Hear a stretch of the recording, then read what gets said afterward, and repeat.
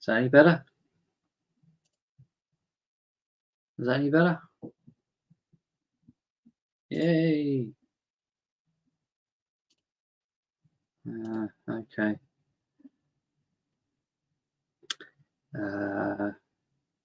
Oh, it's okay now, is it? That's weird, isn't it? All I did is go through the settings and just click off the driver and then back onto the same driver, and then it works. It's so temperamental,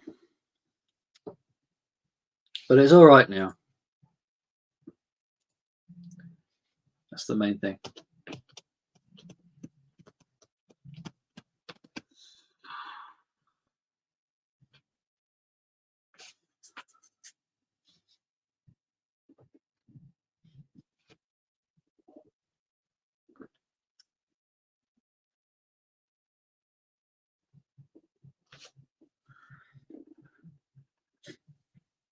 Right, question. Why is having too many records not enough? We have these great collections and we say, oh, I've got too many records. I know I've got too many records. But it doesn't stop us from collecting, does it? We still continue, still want more. And it goes on and on.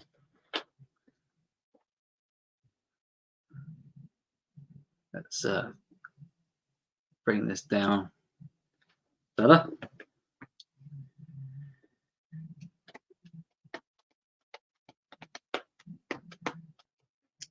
It's an addiction. It is. My old mate used to work in the record shop, used to go into quite regularly. He says record collecting is like a drug addiction. And that's it. It's like a drug addiction. We're addicts. We're addicts.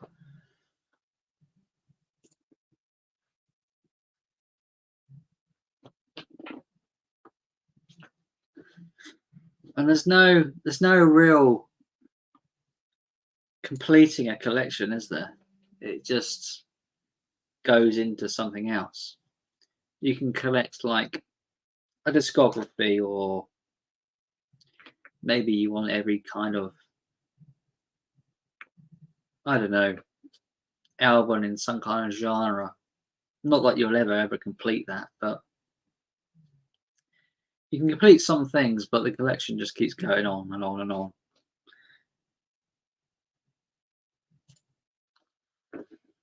It's also a bit like money. The more you have, the more you want, says Richard. I guess so.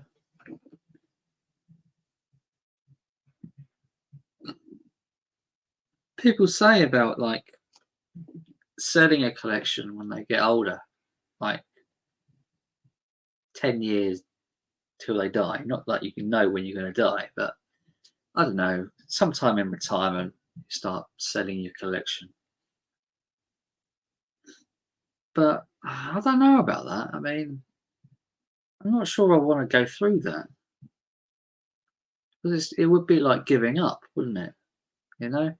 And if record collecting is something what we do and we enjoy,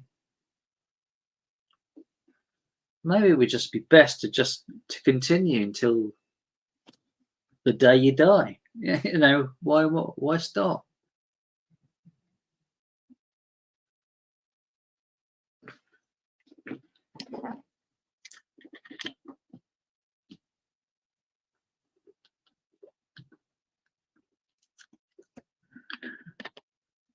Let somebody else carry the burden.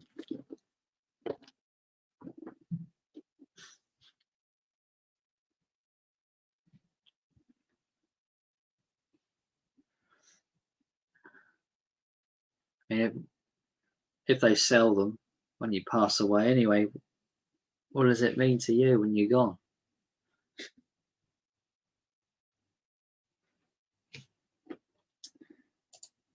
people play, but I think they stop because they can't handle the idea of their collection possibly ending up in a dumpster if the next person doesn't want to deal with it. Yeah, but I mean, I can't see how that would happen. I mean, everyone has partners, right? And, you know, you could say, look, don't bin my collection, just sell them, you know, sell what you can, maybe give away some, do whatever you can with them, but just don't chuck them away in the bin. No, maybe not everyone, but friends or family, you know.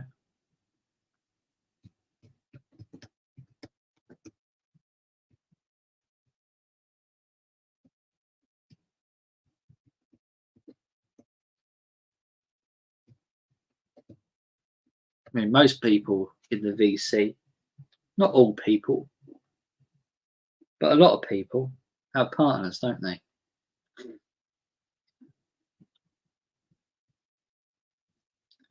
If there's a trusted person to sell them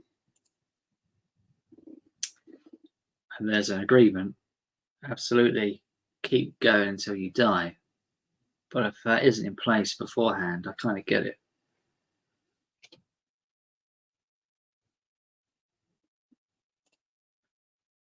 Pink grapefruit squash. I've given up the booze. No, I've not given up the booze. I just don't have any. That's as simple as that. I don't have any alcohol at the moment. Drunk it all.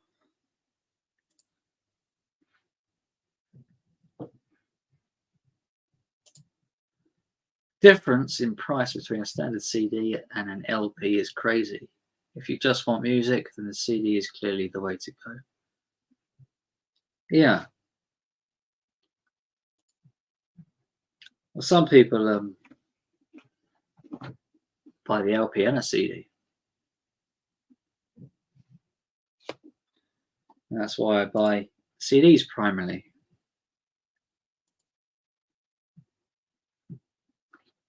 I'm a bit of both, really. I got a lot on CD, admittedly, but I do like some particular things on vinyl.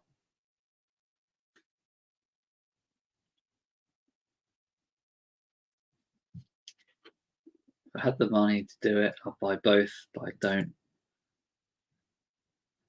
I only do on selective albums, I might. Not all. Evening, Ian. How you doing?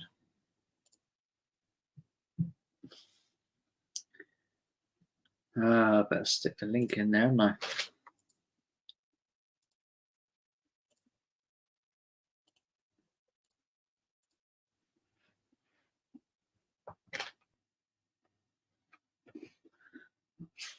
I think what Zeb's trying to say is 70% CD and 30% LP.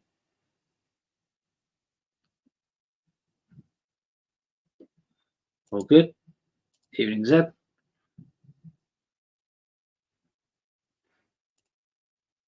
These modern times of exclusive to vinyl is rather annoying. Yeah. But even when like record store day happens and you know, they say it's exclusive vinyl release, it's not really. It's all a bit of a con, really, isn't it? I don't tend to believe it that much.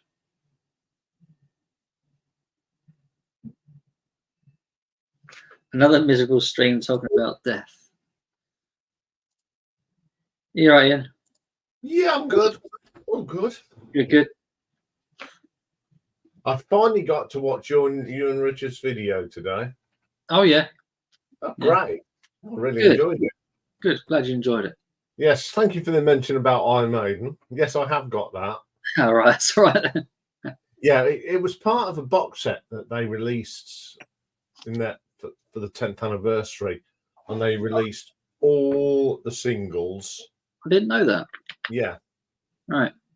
I've got the whole box set. I'll go and get it. Oh yeah. Yes, have a look.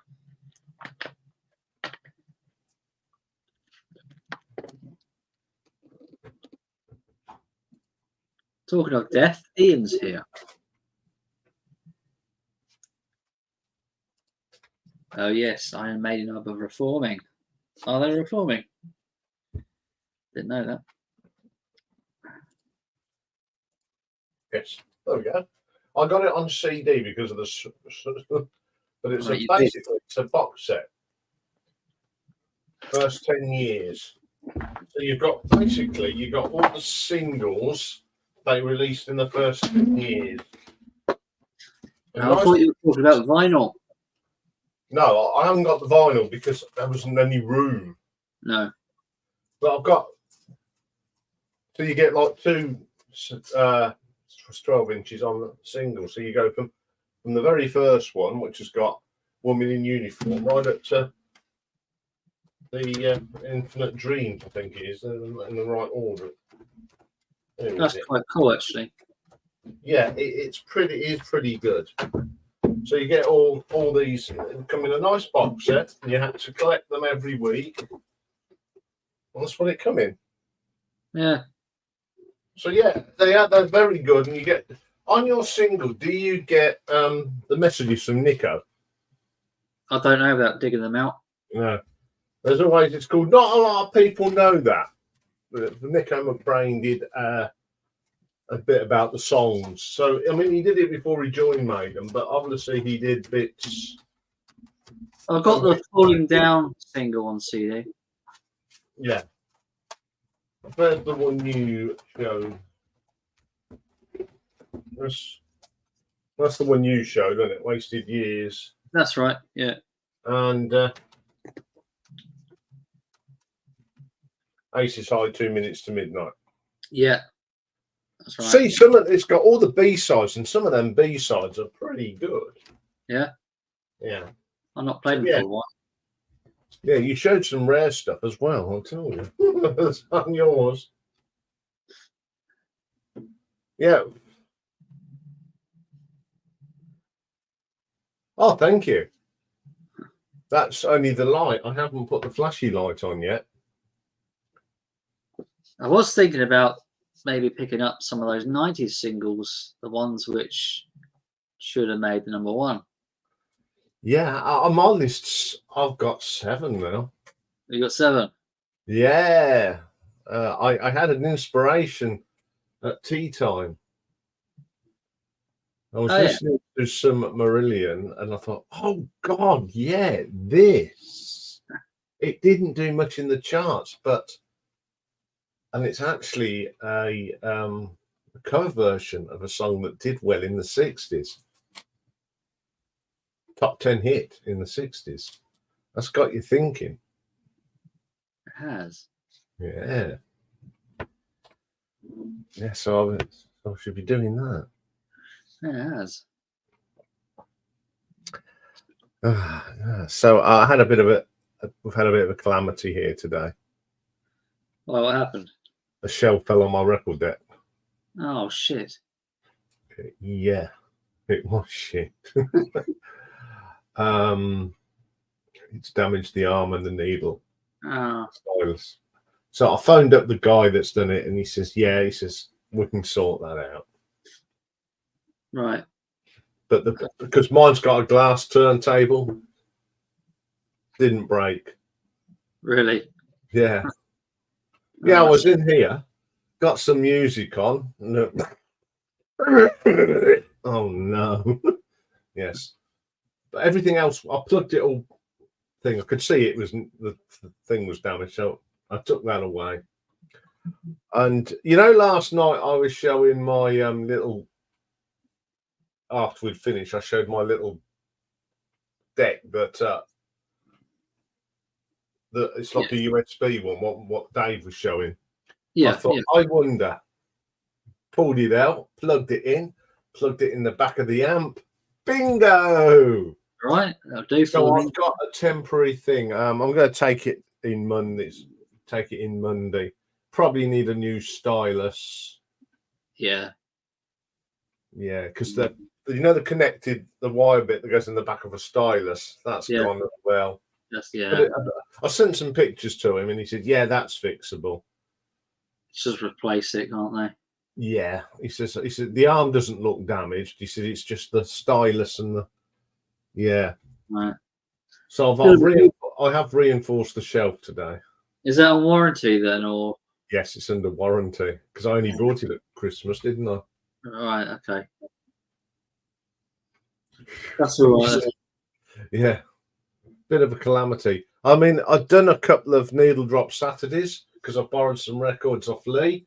He said, "Can you put these on the thing?" So I've done 2, but at least I can finish recording now with recording them. Because you do cheat sometimes on needle drop Saturday because I'm rather busy. So, but when you get someone else's records, you want to get them out of the way. So I can carry on with that. But yeah, what an absolute disaster today. Yeah, I bet. Don't want that, do you? No, I was gutted. I can imagine. Yeah. The record's not damaged, so that was the main thing. Because I think once it literally pushed it off, the chef fell and it pushed onto the floor. So Right. it all fell out. I thought, oh god! So I put everything back together, put the CD player bit on, and it boomed out the speakers. Tried it on the Bluetooth, perfect. But I put the deck, looked at the thing. I thought, nah, that's proper broke. I've got a real cheap and cheerful deck set up, but it plays and does everything I want, So, I'm happy with it. This is just it's okay. The sound is not as good, obviously, but it doesn't stop me wanting. I can't not play my albums. So yeah, total disaster. Brilliant.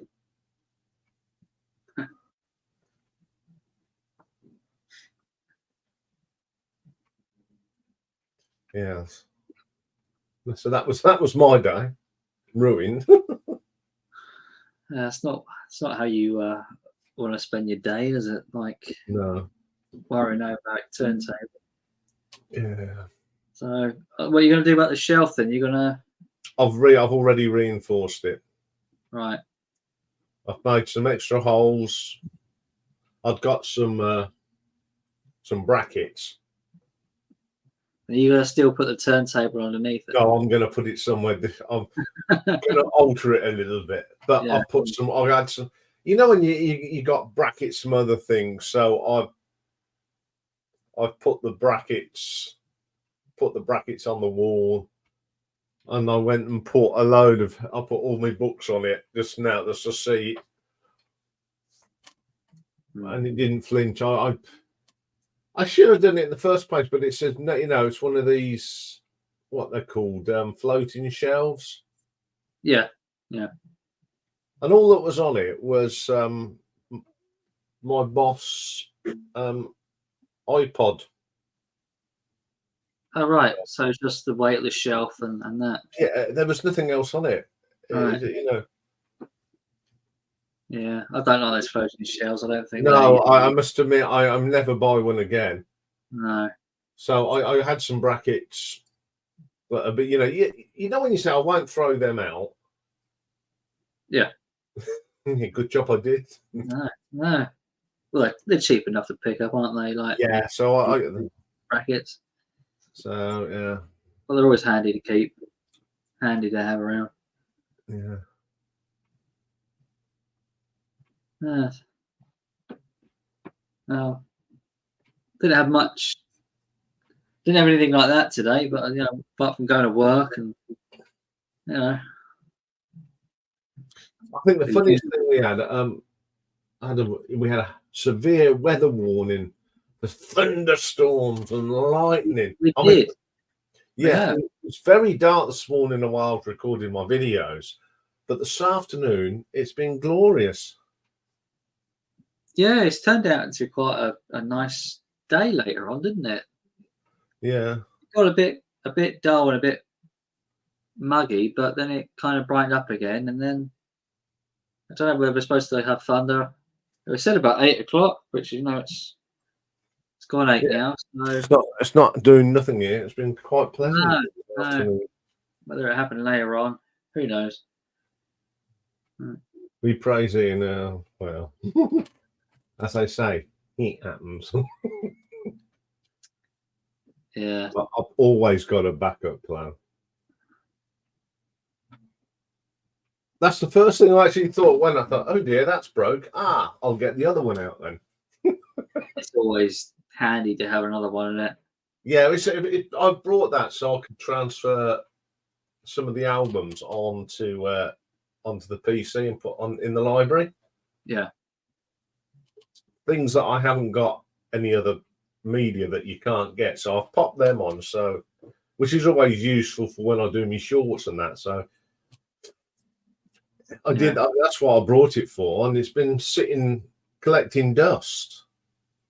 I got techniques upstairs which I don't use, but I like using the cheap one because I find it better for recording music. As my Technics one, where it's an automatic, it can kind of cut into the song a bit too soon sometimes, depending on the groove, the groove at the end. So I'm not drunk enough. I don't get drunk. you don't have like the old pint or whatever when you come on, don't you? You don't. I mean, look, that's half a pint. Yeah, probably about all you have, isn't it?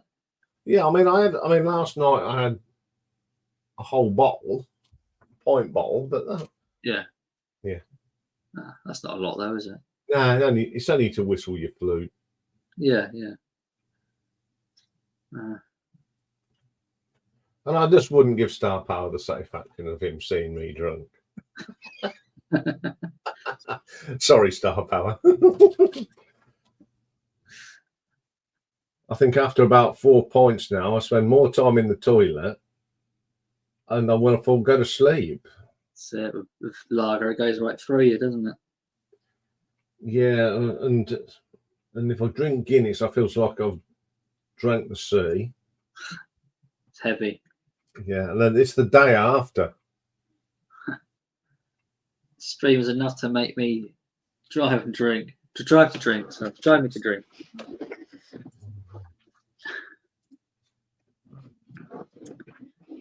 Cheeky bugger.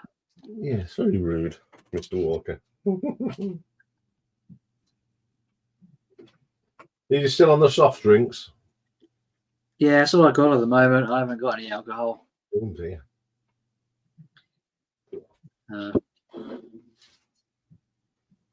Yeah,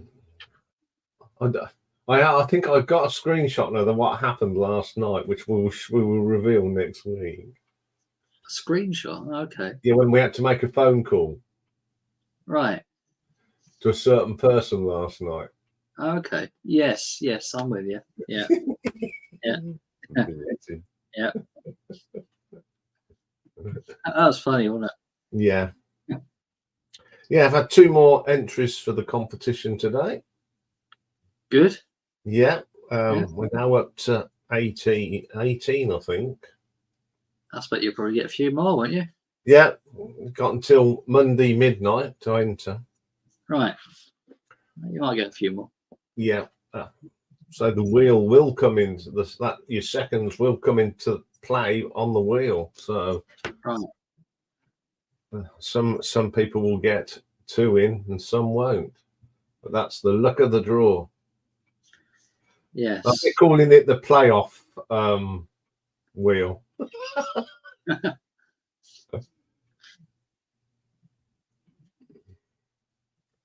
You want a wake-up call at 9:30 p.m? No problem, Nick.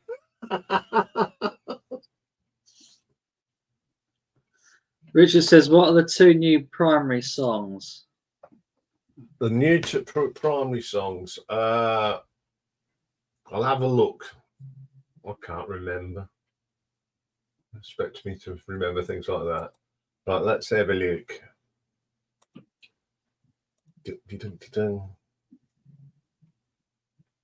Let's have a look. Let's go to the video.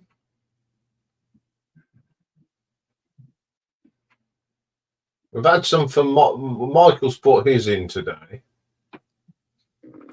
And a new person put some in. He watched the stream last night and enjoyed it. And he said, what's this competition? And my right-hand man told him what the competition was. And he put his entries in today. So his name is Norman.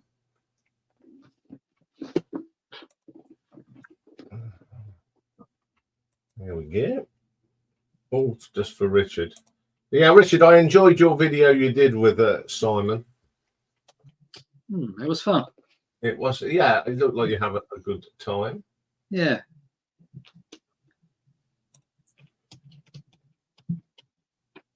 Right. Well, yeah, you ain't seen nothing yet. Bankman, Turner, and Overdrive. And Michael has put in.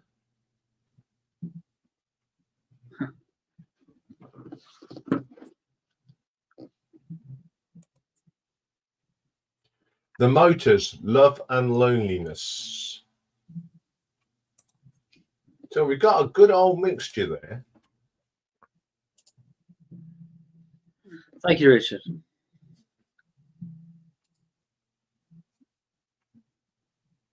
How rude, Slob Walker. How rude. Yes, it's not Rob. No, no.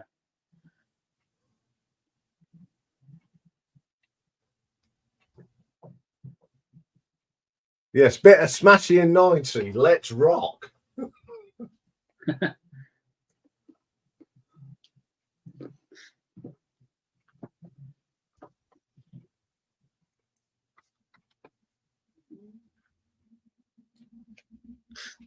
We know who buys subs.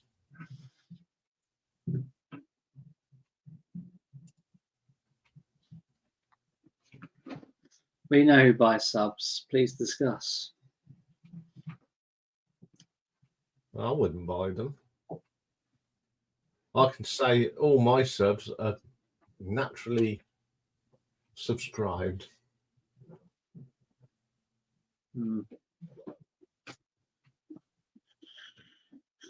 It's not a rabbit. No, isn't there? Is it one, isn't it? It is. I know. I mean, I've shut down the Facebook page because I was having some great, these people that send you a picture of your channel and what you're not doing and what you've got to be doing, and I can sort this out. And you politely tell them to, do one. And for some reason, I looked on my Facebook page. It went from about 35 followers to 250. What? So I looked, and they're all from Thailand and Burma, and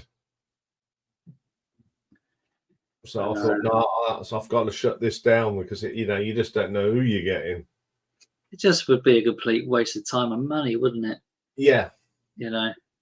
Plus you jeopardize your channel as well, wouldn't you? Well, you just wouldn't know who you. I mean, they say you can have these subs, but you don't know who they are. No. You don't know when people naturally do it, but it wouldn't really feel like you've achieved anything, would it? No. You just go out and buy a load, what would be the point? I just didn't. I don't buy into it. What have you achieved? Nothing. We get everyone that's got a channel gets their subs by putting the hours in, putting up the videos. Because as we always say, your views get your subs. It's not the other way around. Got constant views. People eventually, people not going to. Some people don't go, "Oh, I'm going to sub." They watch a few. I think that's how I do it. I watch a video from someone and I keep going back looking at their videos, and in the end, you go, "Yeah, I think these are decent. I'll sub to them." Well, that's how you do it. You don't. You only really need 1,000 or a couple of thousand, don't you? We don't. how much subs do you really need? You don't. It doesn't make any kind of difference, I don't think. You know, you got 1,000. Yeah, what Rob said. Yeah, it is right. What Rob said. You're absolutely right. You know, not everyone, but yeah. I mean, you know, I'm happy with how many subs I've got, but it's not the be all end all of the life, the world, and the universe, is it? No. I'd be more concerned if only 6 people were watching videos. You know. Yeah, I think viewership is more important. Yeah, and then people don't, as Richard put, a lot of people don't subscribe, watch it. You know, I look. Yeah, I don't. don't. That's right. I'll tell you what, he's doing it again. This dog. What? Oh, you smelly git. We couldn't hear it this time. No, but the one we did last night was a ripper, wasn't it? Yeah, I know. He was outside the room, wasn't he, when he did it? Yeah, he's not talking about me. I mean, he knows I wouldn't do things like that. No. I know that. What you see is what you get. I call a spade, which some people don't like. And I'm not frightened to snap back. No. Okay, it causes some problems sometimes, but you know, we're all grown adults. We sort it out eventually, and everyone's friends again, and that's all that's matter. And that's life in anything, isn't it? It's not just on YouTube. Hmm.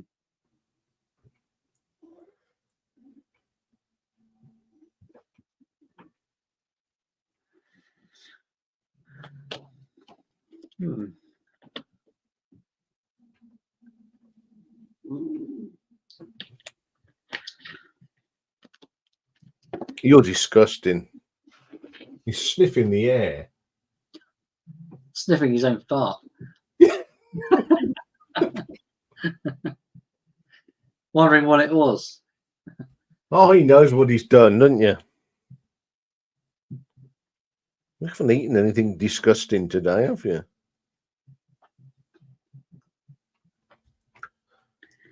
But if people do buy subs, then that's up to them, you know. Doesn't bother me. What people do, you know. No, that's it. You know, you can't dictate what people do. You can't stop people doing it if they're going to do it. They're going to do it. That's it. Yeah. You know. And to be quite honest, I couldn't care less. Not really. If they want fame and fortune, people that buy them are one of the ones that want fame and fortune, I think. Yeah. It's like, if it takes like pop stars today, they want the #1 like yesterday. They want the fame. You know, all the bands that we like had to work hard, going touring up and down the country in a battered old Ford Transit up and down the country to get a record, you know, to just get that record deal. It's a risky thing to do because YouTube can find out if you have or not. They have things in place where they can detect. Yeah, if you've been averaging 5 or 6 a week and then you've got 1,000, there's something not. Well, I don't quite know sure how they do it, but they can detect certain people who are sub to you and who else they're sub with and where they sort of are from and stuff. They can look into certain things. And they can find out quite quickly, and they can shut your channel down if they detect some kind of fraudulent activity. Yeah, of course. Yeah, Rob's he just wants more subs than me, then his life would be complete. Was it? I was thinking about seeing that Beetlejuice, but I don't know. I mean, I went to see the original. Michael Keaton, and that's great. He's in it. Is he in this one as well? Yeah. Is it a pre? Is it like a Beetlejuice 2? Yeah. I might go. I might give it a watch. Yeah. See how much attention I pay to things. Tim Burton directs it. And Oh, so you'll need your lights on. yeah. Has he ever made a film where it's bright? Don't think so. Even his blooming Planet of the Apes was dark. He's quite a gothic sort of Yeah. director, isn't he? It was terrible, terrible.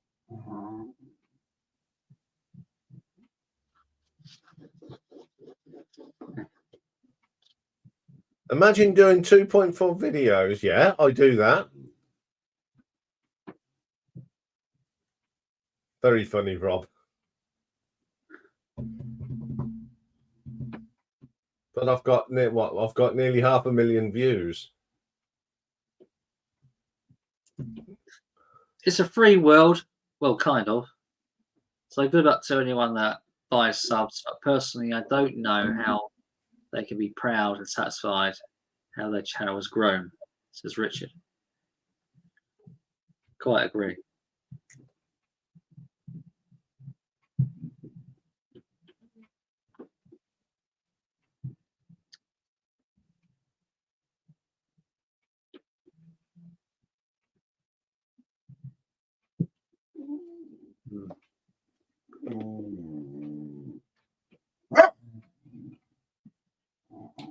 Yes.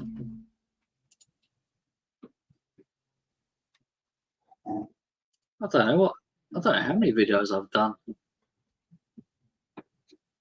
I'm curious now. Find out.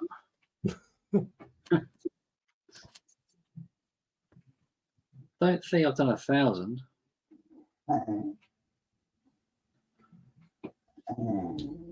Well, it's obvious I'm going to have lots of videos because I put quite a few out in the week. Done 442 videos. Excellent. Not a lot, really, is it? You probably would, Rob. But Yeah, I don't do it for that. I do it because I enjoy doing it. but maybe your viewership of videos would go down if you were to make more videos, wouldn't it? You know? Well, it just doesn't really bother me. I do. People watch them. I make them, and I enjoy making them. That's all that matters to me. He does. He gets very high views. Oh, he does. Because he doesn't put as much content. When he does put out, people watch it, which is brilliant. Yeah. We've all got our ways of doing it. That's the trick, is to do as little as you can and be successful. Yeah, but you know, just it's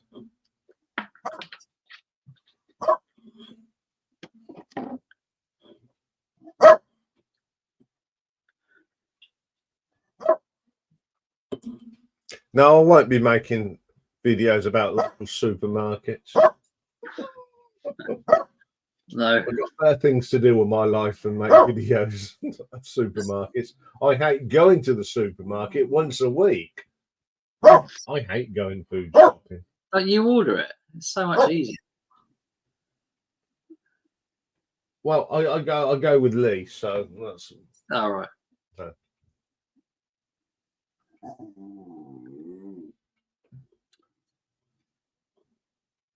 I just order it in. Who would want to watch?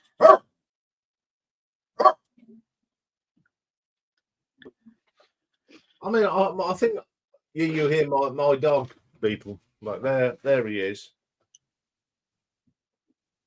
He's not a puppy.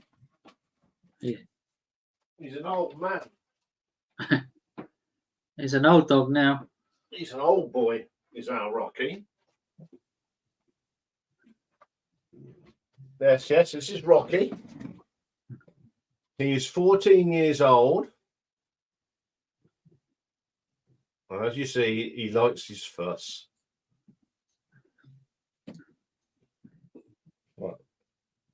People are talking about you. Go. You've been people are saying hello to you again. Yes. Doesn't realise he's a superstar, does he? No, he doesn't.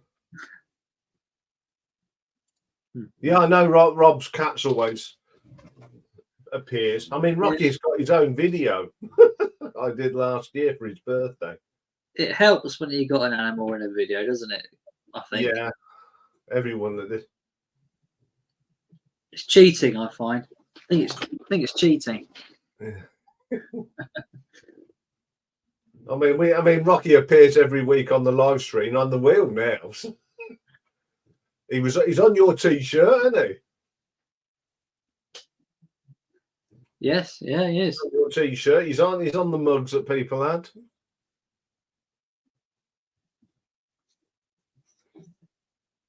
Right, are you going to get down now? Now you've had your 5 minutes of fame. Oh no. The paws on the arm, and he just wants some. Because I'm ignoring him. Yeah. He hates being ignored.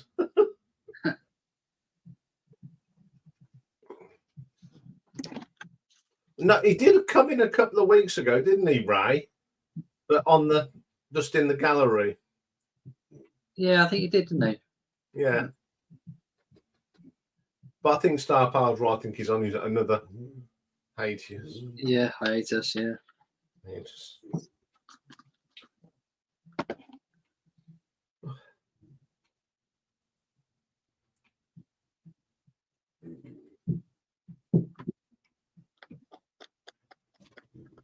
He'll be quite happy sitting there. I've been.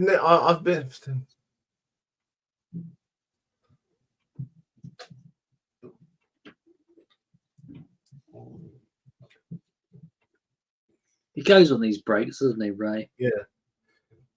Yeah, he does a lot, and then. But everyone needs a break now and again. I mean, I thoroughly enjoyed mine. I think it's a good thing to have a break, you know. Yeah, I shall have another one at Christmas. You probably work a couple of things. You work hard at it, then your channel, don't you? Like amount of videos you produce, and the live stream, and everything else. Yeah. But I enjoy it. So I think if I didn't enjoy it, I wouldn't do it. I find one video a week enough. You know, that's a challenge. No, I think the difference is I don't work anymore. Oh yeah. That's the big difference. You got all the time in the world, haven't you? When you time, yeah. Yeah. I mean, I record the videos in the morning, and they're all edited by 10 o'clock. And then the rest of the day is what I do. I do a bit, prep for the following week, for next week's videos. Can't you get through a video without editing it? Yeah, most of my editing is putting in the pictures and the numbers and the. All right. There's not much I don't edit out. You want to get down now, don't you? Well, yeah, then.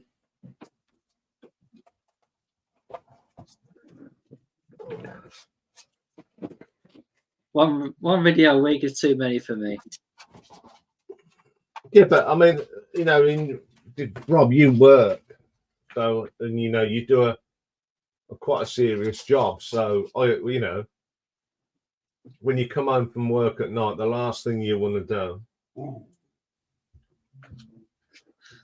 I don't do much in the way of editing.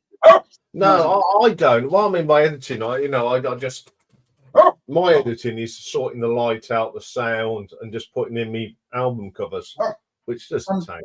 Sometimes I might have to flip the angle over, so it's not back to front.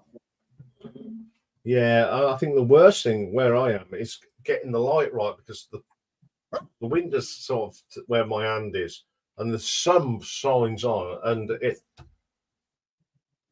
But like this morning, I had to put some extra light on because it was dark and dingy. It's quite bright in the room at the moment, isn't it? Mm. I mean, I haven't got the little white light on yet, which is this one. If I plug it over there, I've got this little round circle. That's probably a bit too much, isn't it? Yeah, there you go. That's one of them circle ones. Yeah. I had one of those and it broke. Yeah, I don't need it on all the time. I mean, tonight's it's quite nice tonight. Mm. Oh, racing around. He was just.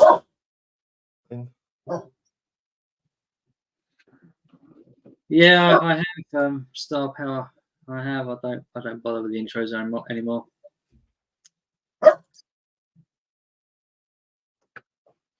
I'm going to say Richard doesn't get tongue-tied when we do our videos. Not much. We have things like Rocky Bark in the door going. There was one video that Richard's family walked in. That's the sort of thing we get.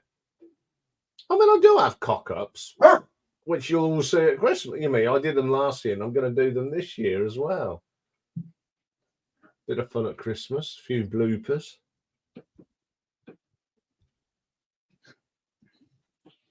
It's annoying, isn't it? Sometimes you say the wrong thing on a video, and then you upload it, you don't realise until it's uploaded and out there, you know.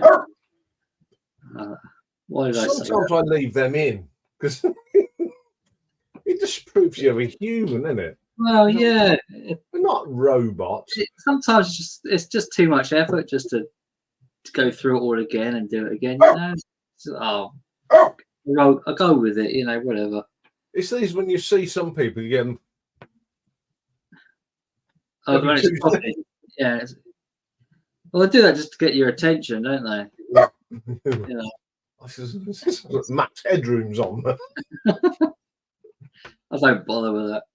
No, I think the only time I stop it's sometimes a word comes out and it's just inappropriate. Go, oops. We'll do that one again. I think there's one video I did this year. You know when you could struggle saying one word. I think I had 3 or 4 takes on it before I said it properly. Yeah, you got to be on the money, haven't you? Yeah, I think it helps when you've actually done a lot of public talking and you know, you've run training sessions. Yeah, definitely. It does help that, you know, that you can't say, well, I'll edit that bit out, because you can't. Yeah. I mean, one of the biggest things I have trouble with is sometimes still pronouncing words, because I can't get my muscle around. Because one thing that Bell's palsy left me so is a very weak side, so I haven't got the same to get my mouth, and sometimes they do come out wrong. And that's it. There's no point, you know. I'm left with that, and there's not much I can do. No. And if people don't like it, it's tough. That's me. That's how I am, and there's not much I can do about it anymore. Most of the time, though, you're right, though, aren't you? You can. Yeah, it's just certain. I think there's certain words that I can't get round. I mean, it's okay, you know. It's. I mean, this side, it is a little. You know, it's more. It's not as smooth as that side. This is quite loose. And my eyebrows are not level. I can remember you saying that before, actually, Rob, about being a rep for the union. Yeah, I can concur with Rob on that. I used to be a union rep. So yeah. On the trains. No, in the care. Ah. When I was in the caring profession, so I was union rep. So you know, you're used to talking to management and putting them in their place without being rude. You know, it does help. Rob's absolutely 100% correct on that. It does help. It gives you the confidence to speak. Yeah. See, I never mock people that find it difficult speaking in public, or because not everyone can do. No. I think for a start, have a YouTube channel, you've got to be a bit very outgoing, and you've got to have confidence. You've got to have very confidence in yourself. Yeah, confidence in yourself, and you've got to be a little bit mad, I think. It helps immensely, doesn't it? Yeah, it does. Yeah. Yeah. Sometimes it's funny to go back to like our first videos we've done and see how bad they were. But it's good in a way that you see that progress over the years, where you started to how you are now. I'd like to comment on your hair, but Star Power, but we never see your face. No.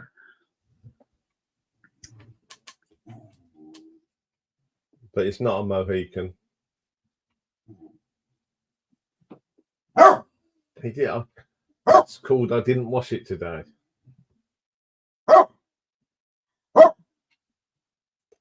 How did I feel? Yeah, I was crapping it. And if you ever watch my first video, the status quo, I'm like a stiff board.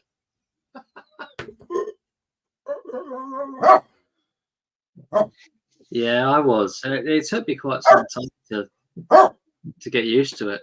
Yeah. Some people just adapt to it. Yeah. It takes. I think it takes a little time. And to be quite honest, and this sounds silly, before I hit the record button, I always get that. It's like you ask any famous musician, they have that little tingle before they go out on stage. Butterflies. It's the butterflies, isn't it? I get it. And when I do the live stream, when that bomb thing was going round, I get it. Yeah. It doesn't last. It quickly goes when. Yeah.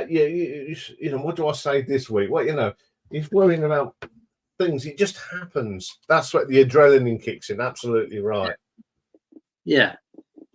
And if anyone says they never get butterflies before they make it, they're a liar. I don't anymore. I'm used to it now. Yeah, I remember when you first come on my stream, you were very quiet in the corner. Probably was, yeah. Yeah, it was.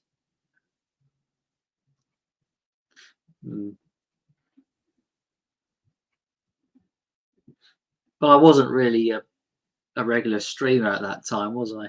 Nah. Like I am now.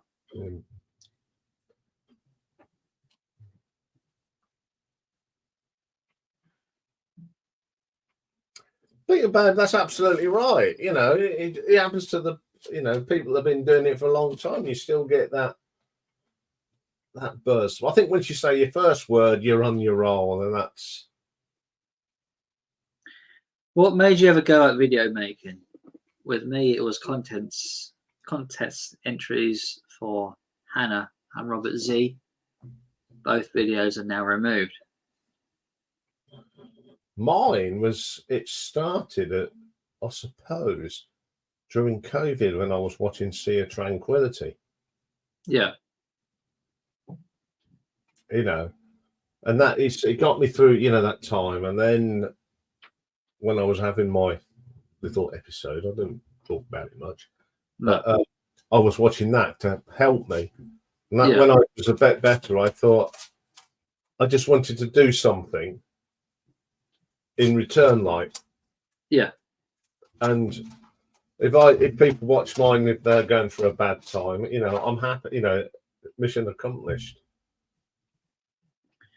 I was watching VC videos for probably about 2 years, and the guy I was watching started to slow down a bit making videos, and I thought, well, I'll have a crack, really. I'll have a go at that. I know that his kind of format, the way he does his videos and what music he talks about. I thought, well, I could probably do that, So I just thought, set up the camera and we'd do it. I just pull out some random records, show them, and go from there. Didn't really think too much about it.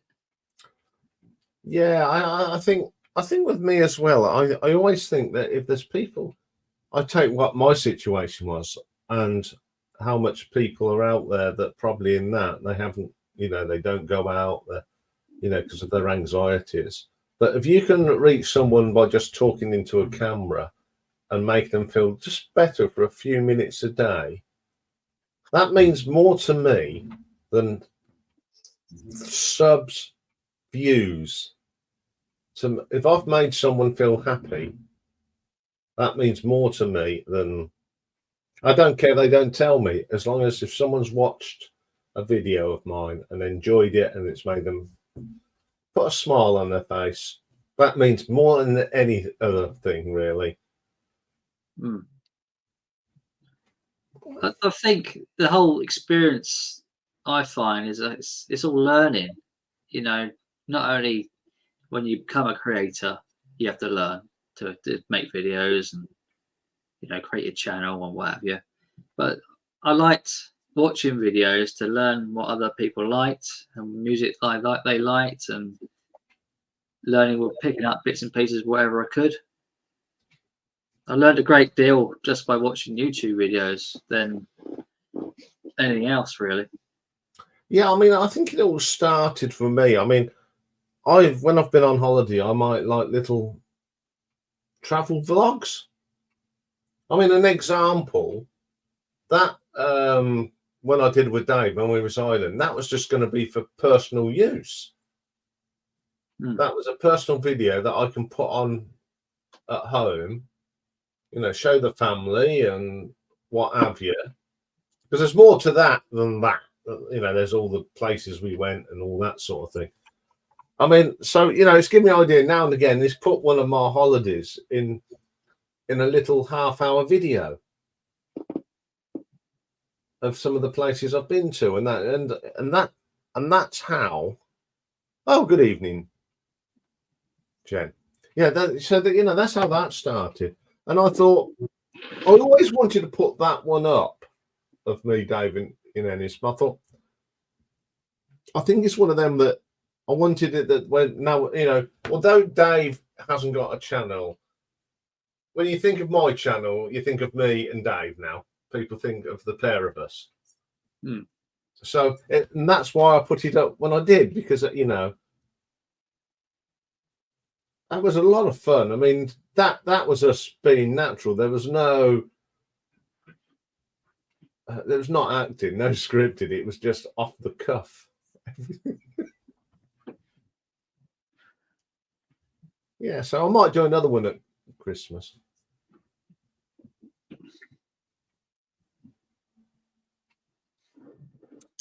Do your families know you do VC videos? Mine don't. My brother does. Well, I haven't told the rest of the family because mine don't. No. Nah, there's no point. I mean, if they see them on the thing, so be it. But I haven't gone off. But my brother does, because my brother has got a TikTok. Yeah. Yeah. I mean, he does all this song miming, but he's so funny with it. He's one of these guys that takes the piss out of himself, and he doesn't care.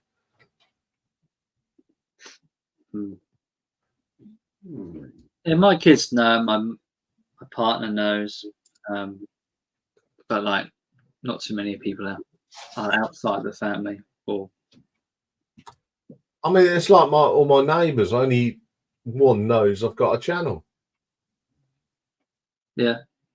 And that's when she came in one day, and because of my screen on my thing, it's got. She says, "What's that?" I said, "Oh, that's my YouTube." You got a YouTube channel? Yeah. Showed her. Oh, very nice. I think having a YouTube channel, it's a private thing, really. I know that sounds dark because like people subscribe to you all over the UK and the world, basically. But you don't want too many close people knowing about it because it's a personal thing. Yeah, it's like Lee knows, of course, because He's got a Facebook page dedicated to the Radio 2 Rock Show with Johnny Walker. And I admit I'm an administrator, and I put videos that are I don't put everything up on that, but if there's like I do a heavy metal band or a rock band, I put it up, and a lot of them people watch and they have subscribed. I mean, Lee's got a TikTok as well, you know, but not his family. None of it, you know. The only people we know is the. Yeah, I can get that. You wouldn't want to be made a mockery of, would you? No. Like, when you You've work got your YouTube life and your private. They'd be life. relentless, wouldn't they? You know what people are like. Yeah. You know. But the only upside of it is that I've made some good friends, you know, doing this. You know. You do.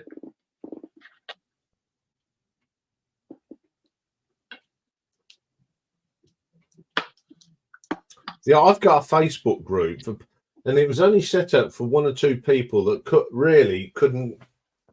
haven't got access to YouTube. You know, they had difficulties. So I set up that little Facebook group. There's only a few people in it, but it's for people that don't watch it. They can watch it on their phones and that, you know. Yeah, I don't like the idea of putting anything of this on Facebook. I have a Facebook account, but I mean, I've got my private one, which is private, and there's not many people that are in that private group. I mean, I know me and Simon are, and Richard are, because we talk a lot and communicate a lot. But yeah, but it's good for messaging, isn't it? It is. It's good to get hold of each other, really, isn't it? I mean, Simon and I, we don't just talk on a Friday and a Thursday. I mean, some nights we're talking to the wee hours, aren't we? Yeah, we do. Yeah, back and forth, and sometimes we're not even talking about the music, are we? It's just general chit chat and putting the world right. You know, so you know there is this ups and side down, but we go for a phase where we won't, and then there'll be a couple of days or whatever when we will. It's not like, oh, I don't go, oh, he hasn't copied. What's up with him? That's private. That's outside of YouTube, and we've all got other things going on. Yeah, I pester Rob constantly. Yeah, that's true. Yeah, some of us are, Jen, are actual friends. Yeah. How weird. It is, isn't it? Yes. Yeah. Yeah, it is, isn't it? Yeah. You bastard, Richard. It's going to rub you that he's going to rub that in all the time, isn't he? No. I know. Yeah, I mean, I like Nick and Mike and myself. You know, we're friends. You know, and we had a great, as we said last night, we had a fabulous time up in Leeds last weekend. We did look out for you, Rob, because I knew you knew we were going. We was looking out for you, and we'd have taken you to the ship, and you'd have seen Nick getting chatted up by a Leeds lass. Richard is a friend. He's everybody's friend. Yeah. Everybody loves Richard. So, yeah, we would have. We did look for you. I was looking for you, Rob. I was definitely looking for you. So,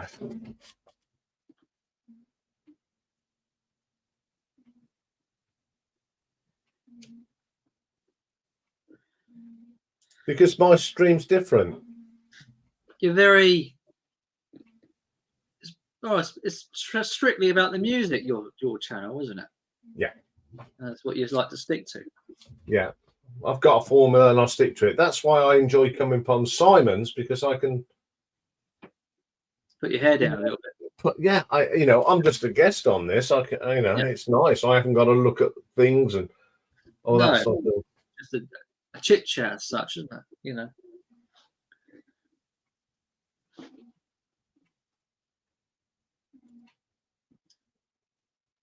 I haven't changed anything. I've been doing the same formula from day one.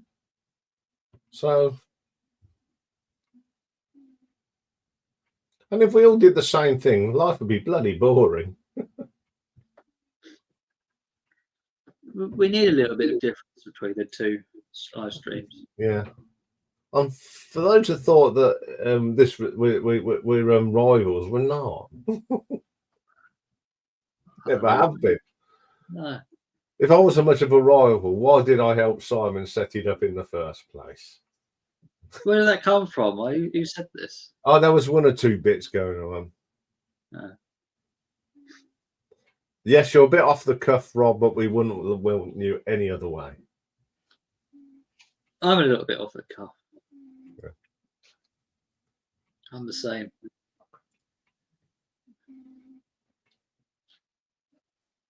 That's where me and you differ, I think. You know. Yeah.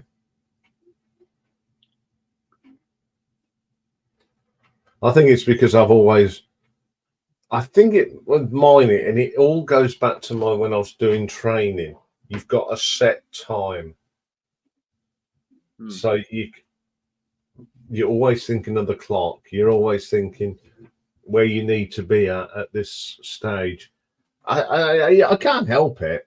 You know, I try and make it as engaging as I can, but you know, that's. You give yourself a lot of work, don't you? With all your lists and things. Yeah, but if I couldn't do it, I wouldn't do it. No. If that works for you, that's fine. You know? Yeah, I know it's not going to work for everybody. No, it wouldn't work for me. No, I mean, I've always been a really, a good organizer.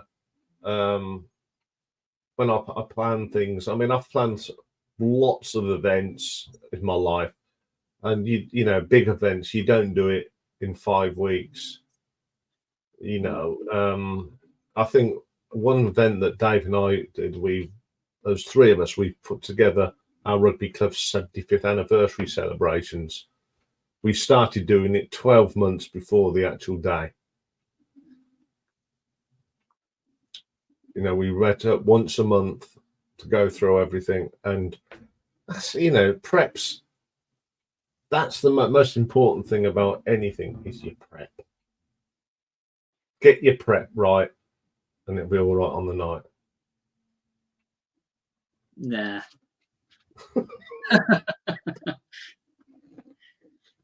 Well, I mean, I suppose if you're doing a training session, an all-day training session, you can't just turn up on the cuff and get on with it. You've got to know where you are, and it's more fun though, isn't it, when you're not quite so prepared, when it's off the cuff, and you just. I can do off the cuff. I can do off the cuff. Talk about records, why you love them, and when it's all facts and figures, you lose that kind of passion a little bit, Yeah, I mean, like when I do my notes, it's not pages and pages of stuff. It's just the facts, dates, where we got in the charts, done. Everything else, a lot of that is off the hoof. Or like if I put for the songs, I put a few words, and when I look at them words, I know what I want to say. It's just little key points, and because the songs anyway. Even though some of the bands I've ranked, I don't have know much about them, but I've done a lot of research on them, and it all goes in here, and then it comes out at the right speed and the right timing. So a lot of it is what I say isn't everything that is not word for word. I'm not reading off an auto cue. Do you find when you're thinking of a year for that particular album when it came out, you find yourself looking on the back of it like I do quite? Sometimes, yeah. Sometimes you have to. You have an idea in your head, but you're not quite sure, so you end up looking at the back of the record. Yeah, I mean, that's why on my notes, when I rank the albums, I always put the year, if it was their first, second, third. The other thing is who's playing on it. That's the only things I like to put, and then a few words about each song, and the rest is just knowledge, and what I've listened to. Mm. I mean, I know a lot of people can't do that, and I you know, there's things that other people do that I wish I could do. And, you know, you admire them. He said there's like, you know, there's one or two people. I mean, with Rob, how his eyes are fixed on the camera all the time. I can't. I have to move around. I can't just stare because my eyes just. I think it's because I've got one of my eyes is oval and it can't. If I concentrate on too much, even with glasses, it starts going into overtime. So I have to move my head, move my eyes. I can't do it. And I really admire Rob for that. There you go. I'm paying Rob Walker a compliment. The way you look at the camera is brilliant. He does. He's like you're right there next to him. The way he sort of talks to you. Yeah, and I do. I admire that, and yeah, I wish I could do it. I really could, but I can't. So yeah, I think you'd think. Well, we don't want 30k subs. Well, it doesn't bother me, Star Power. I said it really doesn't bother me.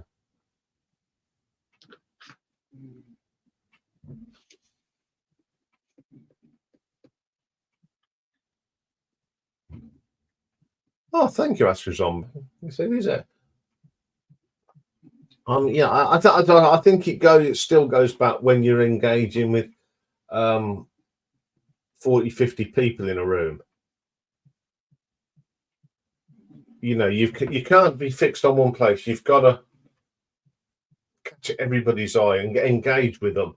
You can't stand there if you was to stand in a like classroom, stand at the front and you're like this all the way through your presentation, you're going to bore the socks off people. I used to walk around and I mean, because of the PowerPoint, I had my little clicker in here so I could move my PowerPoints on. But, you know, because it's all Wi-Fi, you just click, click, click, click. And yeah,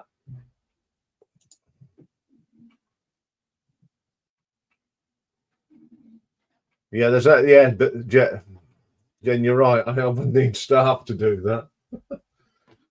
Dave would be busy, wouldn't he? Yeah. I'd have to get other people roped in. You'd start paying him, wouldn't you? I think he does help. You know, if it weren't for Dave, and I know he doesn't like but if it weren't for Dave, I wouldn't be able to do what I do. No, he certainly helps, doesn't he? He does help. He does all the boring stuff, as I call it. I just make the videos. You know, it's like the Battle Royale. All I do is make the videos. I quite like the editing, actually. I quite enjoy the editing of the video. No, I like editing because you know you can manipulate it and because it doesn't take long. It blink, blink, blink, blink, and it's done. It does help. You know, that's part of your prep. I get all the covers and I actually line them up in the ranking order. So it's just a kind of dragging, or in the Photoshop, you got the picture and you just click on that thing and it puts it where you want it. Bing, bing, bing, easy peasy, lemon squeezy. Question for Ian: what is more satisfying, high views from a normal video or high views from a short? High views from a normal video, but yeah, I would say that. Shorts are. I mean, I enjoy doing the shorts. You know, it's it's how many subscribers I've got from my shorts. Shorts is a good way of getting new subscribers in. You know, quickly and easily. It is. It's more satisfying to have high views on a normal video, isn't it? Because it's like you spent more time on it. You know, and you were in it for one, you know. Yeah, Sure. I think I mean, when I first started, I got a little bit. I did get a little paranoid that people weren't watching them, but I go and look back on some of them videos I did 2 years ago. You know, 3,000, 4,000. You know, there's a lot of people have watched them. Okay, it's not in the 15,000s or some of the like on Rob's, but I'm satisfied that they're there and people are still watching them. I mean, that status quo one, probably the first one, I mean, that's over what 9,000 views now. Your videos are, because they're informative, they're going to be slow growers, aren't they? They're going to be videos that people will continue to watch in a few years to come. Yeah, there's one, and Richard gets the credit for that. When I did the Bay City Rollers one, he said that'll grow, and it has. Over the years, it's just got bigger and bigger and bigger. I think most of us who do videos off the cuff, those viewership, you know, it's short lived, isn't it? Yeah. You know, it might get 100, 300, 1,000 views, and it'll peak, and that'll be it. You know, people won't want to continue to watch it necessarily, but where you do informative videos, you know, sort of like almost like an encyclopedia of different bands and groups and albums and stuff, people will want to sort of have a look at that, you know, in a few years. Probably, you know, until whenever you decide to pack it in. Yeah, I mean, that status quo one picks up 30, 40 views a week still. Yeah, it's good. Considering it's been there since May 2021. Thank you, Richard.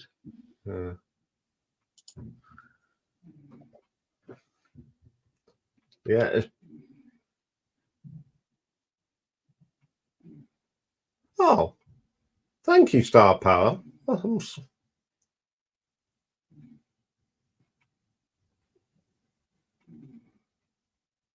I'm very Mike Reed. Very Mike Reed. Yeah, I don't ban records though.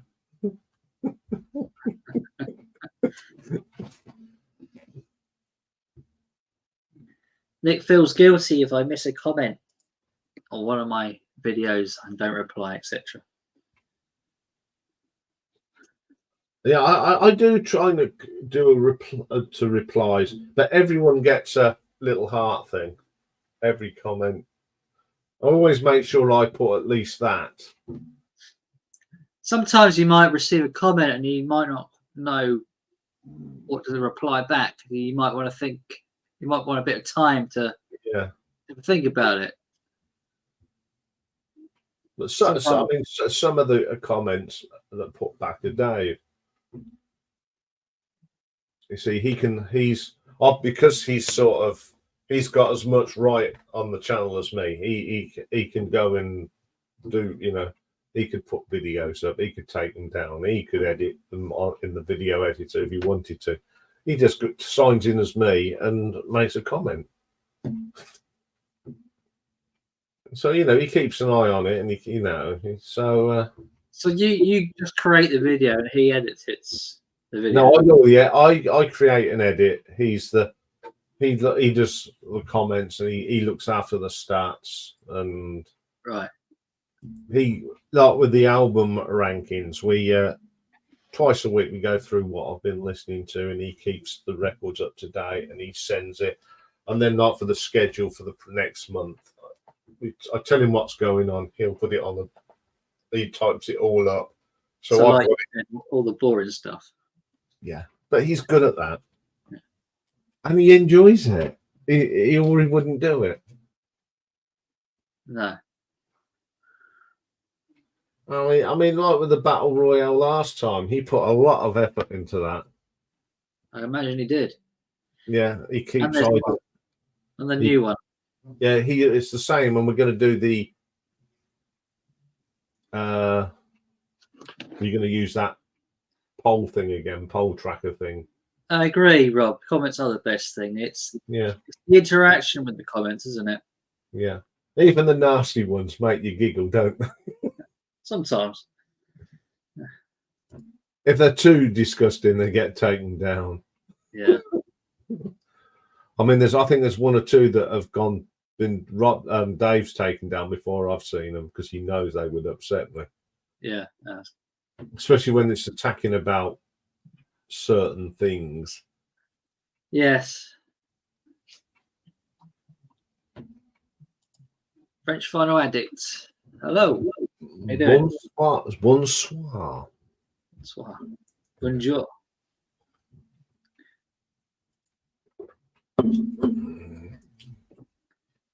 Yeah, it's just one of them things, and it, crack on. Some of the comments, it just proves that people don't listen to what you're saying,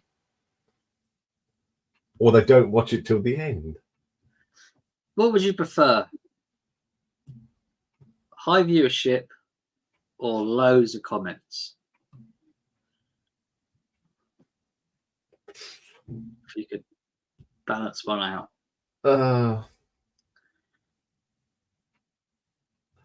I think I'm going to go with views because, I mean, I watch lots of videos,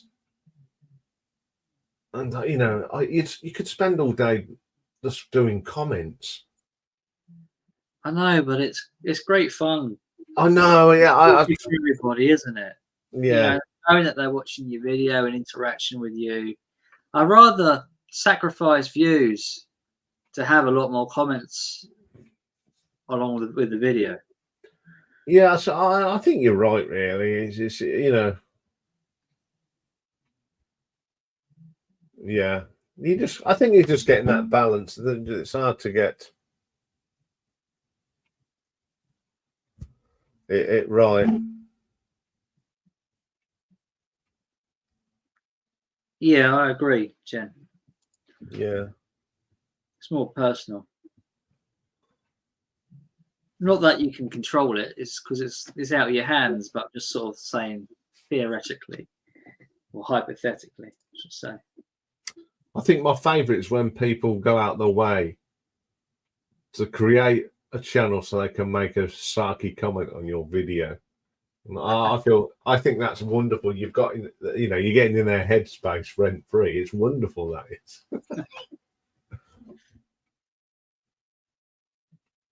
Some people just sort of love the hate, don't they? Yeah, you can't beat the keyboard warriors. You often find, though, you know, you might start out a bit of a kind of a rocky relationship with some people, but then end up becoming friends later on. Happens quite a lot. Richard's making that. I'd love to know how the algorithm actually works. For example, how does an old dead video come to life 2 hours and then dies again? That's true. I think I reviewed when I did a review on the Jimmy Page and David Coverdale album. It was stuck at about 50 views forever, and then all of a sudden, bang! I got a video, and then it went quiet again. I got a video in my library of videos which still gets viewed, like, I don't know, maybe 3-4 years down the line, and I find the video old and like almost kind of obsolete, and certainly would need an update. And it still gets quite a good reasonable amount of views, even though I think the video's past it and it's crap. It's weird. And there are some videos that don't get enough attention. It's just Janice just said about, do you subscribe? The trouble is, well, I mean, once you get to 1,000, you don't get notifications who sub to you, and you only find out when you go into the sort of analytics. And sometimes you find it's the videos that you don't expect to do well. Yeah, I always find that, you know, I think, God, this is gonna bomb. It's gonna sink to the bottom of the ocean, but yeah, and it suddenly like He Gets a gets lot of close and you go, wow. Yeah. Where did that come from? Yeah, never expected that. I remember when I did the one my favourite Frank Sinatra songs. I thought that's going to bomb. Oh no, it's quite popular. That is. Yeah, it can be quite surprising, can't it? There's some videos you can put a lot of work in it sometimes, and they don't get that recognition. You know, No. It's swings and roundabouts, isn't it? Sometimes. I'll tell you what was funny this week. When I first started doing my shorts, I did the debut album from Asia. Yeah. And I thought, good grief, I forgot that it was up there. And I noticed to spell it, I hadn't changed one of the song titles. Oh God, that's not bad. If I see things like that, I have to change it. It can't be wrong. So I thought, okay, I'll take it down. There's only been 50 people watch it. Yeah. I'll do a fresh one and put it back up. No grand entrance. I checked it and I think 400 and something people have watched it. That goes to show, doesn't it? Yeah, it shows that obviously people are watching my shorts, and that'll new one pull, and it goes into their thing, and they'll watch it. I think having shorts, it can give you two separate audiences, though. Like the people who watch your normal videos, and the people that watch your shorts. Yeah, I think you're right. It's just, I'll tell you what, with my shorts, a lot of the younger generation seem to watch the shorts. Yeah, it's a thing, isn't it? Yeah. Short attention spans and what have you. But then again, I know there's people. I know people that have watched the short and go, well, this sounds good, and they go off and listen to the actual album, which is well, most people are on their phones, aren't they? They just like to flick through quickly what's on to entertain them briefly. How long I stay in life? I normally go for about 2 hours, so probably about half an hour maybe at a push. I think once you get to two and a bit hours, I don't. That's why I don't. Mine are. I mean, we did one night was long, but the conversation was going strong. When the thing, and you look at the numbers start dwindling, it's time to shut off. Yeah, you kind of know, don't you? Like the vibe of how things are, and if it's strong, then you want to keep going.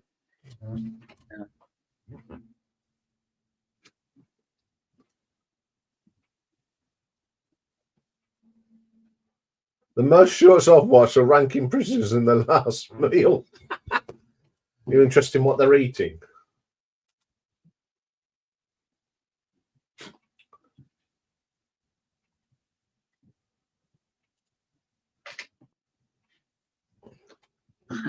Morbid. Why does it have to be morbid? I'll tell you what ones I like. The ones with the pets doing silly things. Oh yeah. Everyone knows. They're really naturally being silly. It's like on National Pet Day, I was listening to what was I listening to? I was listening to some blues album, and Rocky was rolling around on the floor, and the way he was rocking to the music. So I filmed it, and I put it up on my private. Did you see it? The one I put up on my private Facebook page. No, I haven't. Yeah, but he's rocking to the blues. And my mate Gary, his wife, when we went out for that meal the other week, she says, I saw Rocky and it was brilliant. I said, that was just natural. I just luckily had my phone on the desk, and I looked around to see what he was doing. That's all you need, is just that moment, isn't it? Yeah, and I got 20 seconds of it, because when dogs, to get a natural thing, you don't know how much you're going to get, but it was something like that can go viral, can't it? You know, if you're lucky. It didn't. But sometimes it can. It's like when I put that video out of Rocky for his birthday last year. I thought he'll get about 20 views. I think he got 200 or something, you know. Can't remember, but it was more than I expected.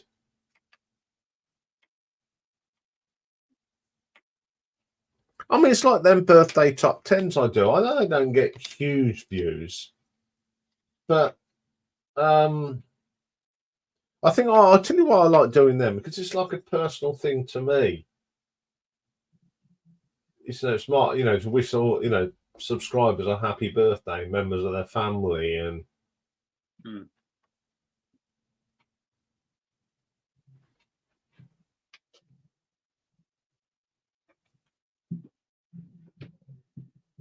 yeah, so you know that's why I like doing them, and they're a lot of fun to do.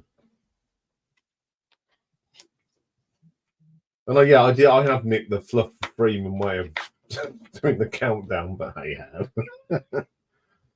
But that's what makes it fun.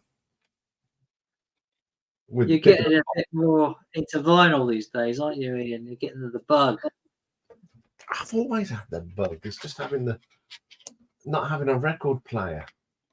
You had one until you broke it. I've still got one. It'll be mended, but you know. You'll get it back soon, mate. Yeah. It's not like I can't play me records. So yeah, I mean I do like my records, always have, but I just haven't had anything to play them on. But I've made the most of this year, especially about 2024, getting a new deck and playing some of them old records. Really enjoying them. Am I right thinking that you had a collection and you sold it, or you got rid of it, and now you're coming back? No, I've always got my records. You've always had it. It was my CD collection that had to go.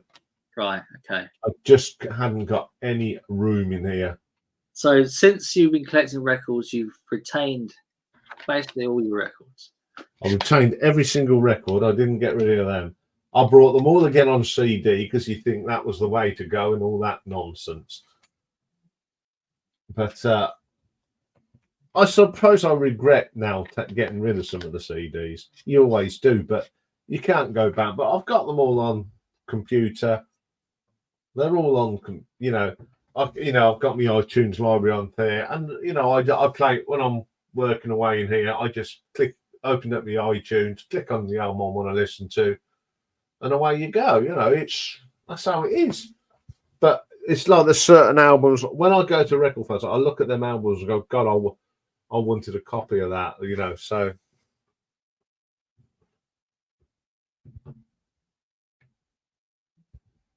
That's where you're wrong, Star Power. Well, I'll tell you what I will do. It's getting a bit warm now. It is warm. It is. Yeah, warm. every time I do a live stream, I start off it, but now I'm a bit more. That's better. California, here I come. Look, straight back where I started from. I remember singing that in a school concert, age 12. See you, Jenny. Take care.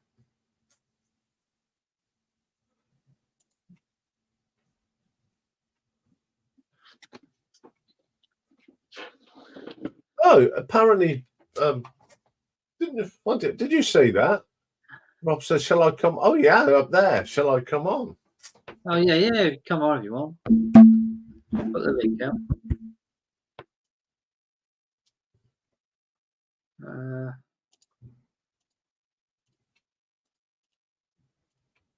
Put it out there. In case anyone wants to come on.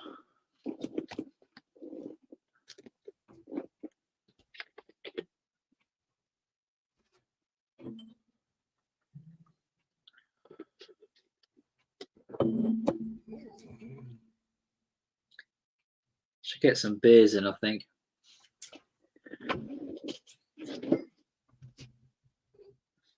The only night I have a beer at home is a Thursday night and a Friday night. When we're streaming. Yeah. Yeah.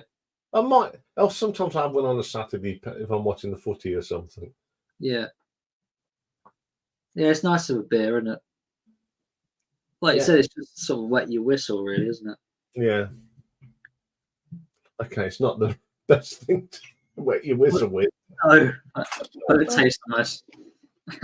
Yeah, this is one of the. This is from Brewdogger, the Elvis Duke, and it's the one with a hint of grapefruit. Really nice. I like those Coronas. Yeah. They're quite nice. So the only night is 3 nights. Yeah.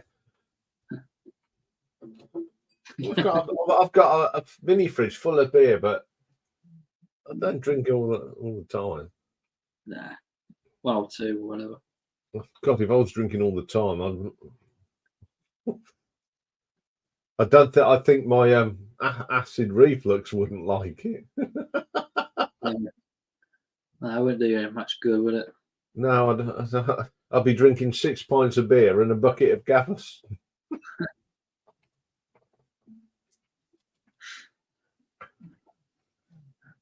I mean, if I weren't streaming tonight, I'd have probably been watching telly or something, and I'd be on the decaf coffee. Hello, Rob. Hi, how are you doing? Hello. How you doing? How are you? Yeah, I'm good. Good. Good to see you. Good health. So you're on the beer as well. Yeah, why not? Why not? Yeah.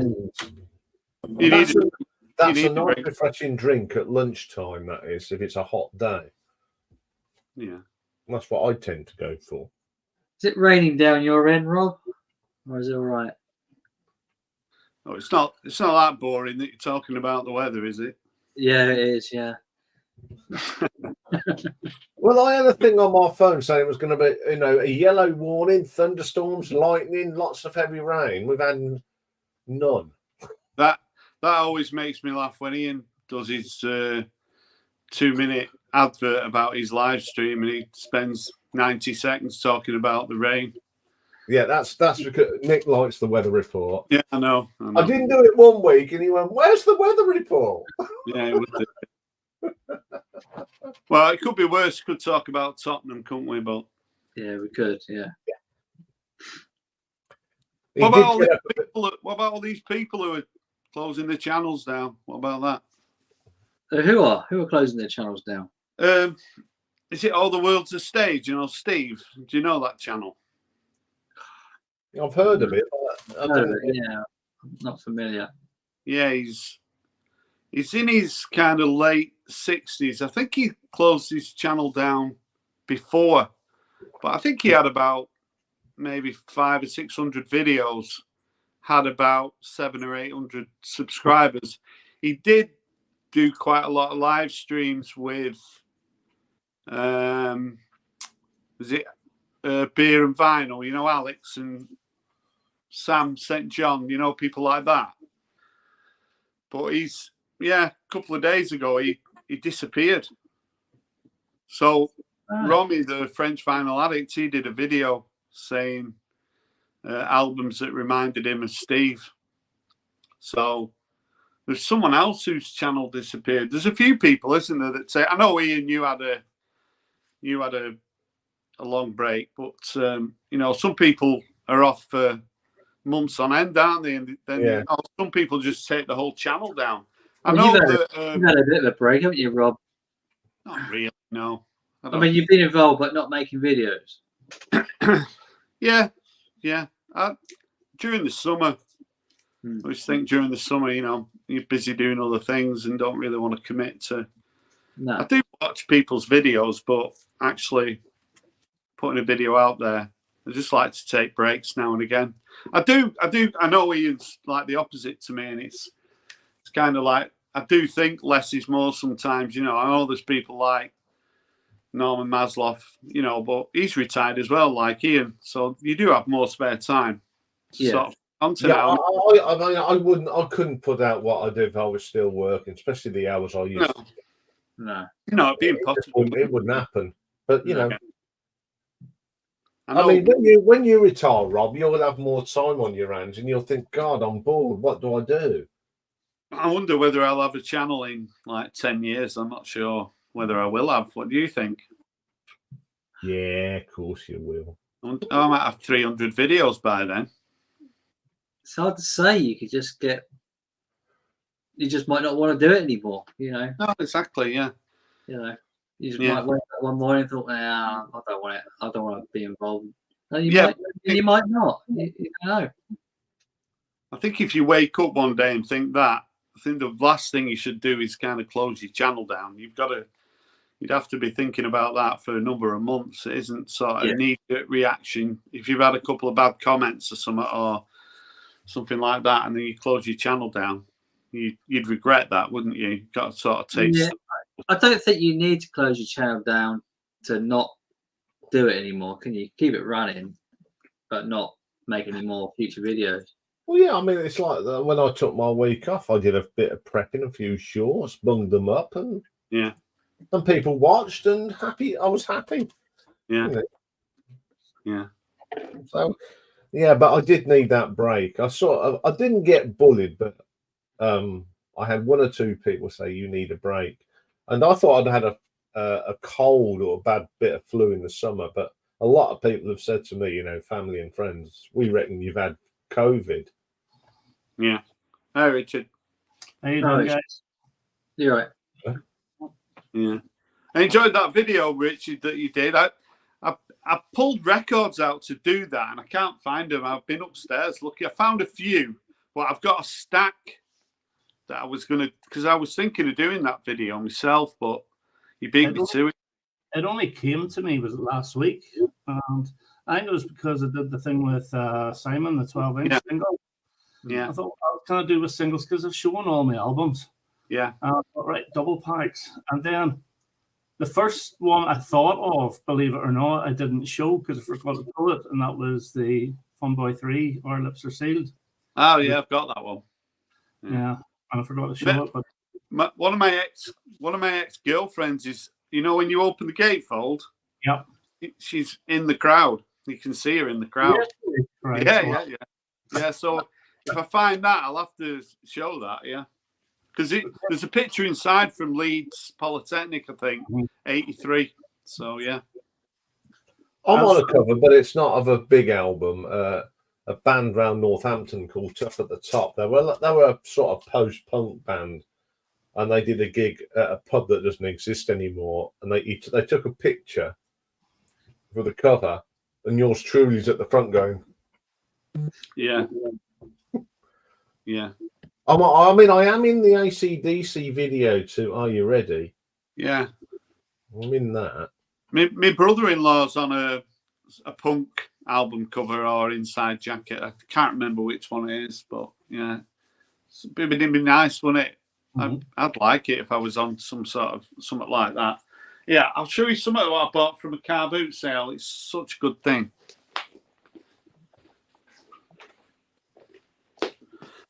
So I found this probably a couple of months ago. So can you see that? Oh, corking! Is that the sticker? Is that the Panini one? Well, Tottenham. Oh, right. Yeah. Can we play a little game here? Can you go to the Arsenal one and don't show it, but see if I can guess the players from 79-80? Right. Let's see how many I can get. Right, I'm on Arsenal here. Simon, this is great fun. Right, go on. Right, Pat Jennings in goal. Yeah, very good, yeah. Pat Rice. Yeah. Sammy Nelson. Yeah. Willie Young. Yeah. David O'Leary. Yeah. David Price. Yeah, good one. Liam Brady. Yeah. Frank Stapleton. Yeah. Graham Ricks. Yeah. Alan Sunderland. Yeah. How many more have I got to get? 3, I think. Oh, God. Oh, 4. No, 4. Any big names there that you recognise? One striker. Oh, man. I can think of one. Go for it. Brian Talbot. Yeah. Yes, of course. Excellent. Yeah. Ex-Oldham manager, Brian Talbot, yeah. One of them, big one from Newcastle. Not Malcolm McDonald. Yeah. Was he still in the squad there? He's there, yeah. He's here.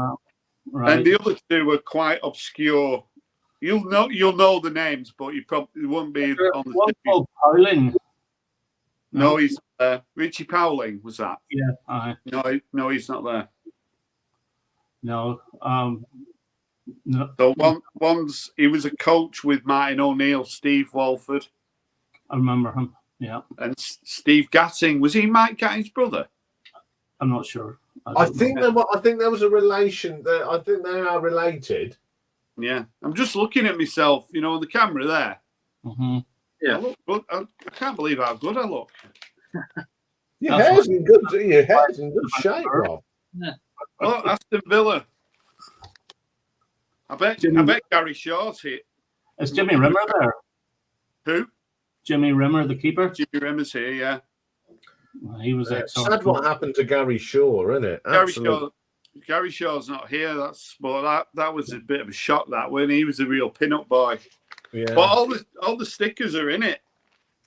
So for a tenner, I couldn't believe it. I was like, look, Brighton, they're all here. Oh, very good. It's really good, this, isn't it? Yeah, it's good. It's got Oldham in it because we used to be in league. So look, Yes, you were. Oldham, can you see? The Oldham Athletic. Division 1. Yeah. So that's Division 2, that is.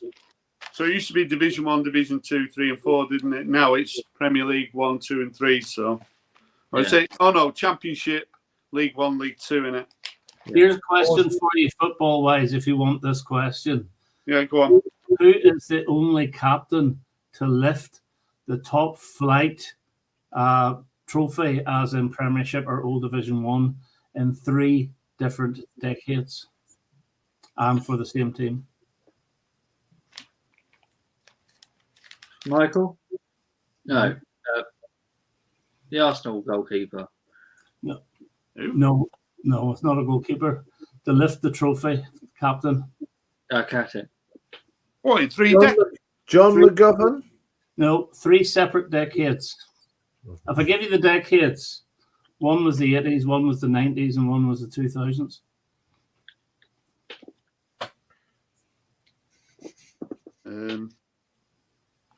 Richard, you're really bad at doing horrible questions like this.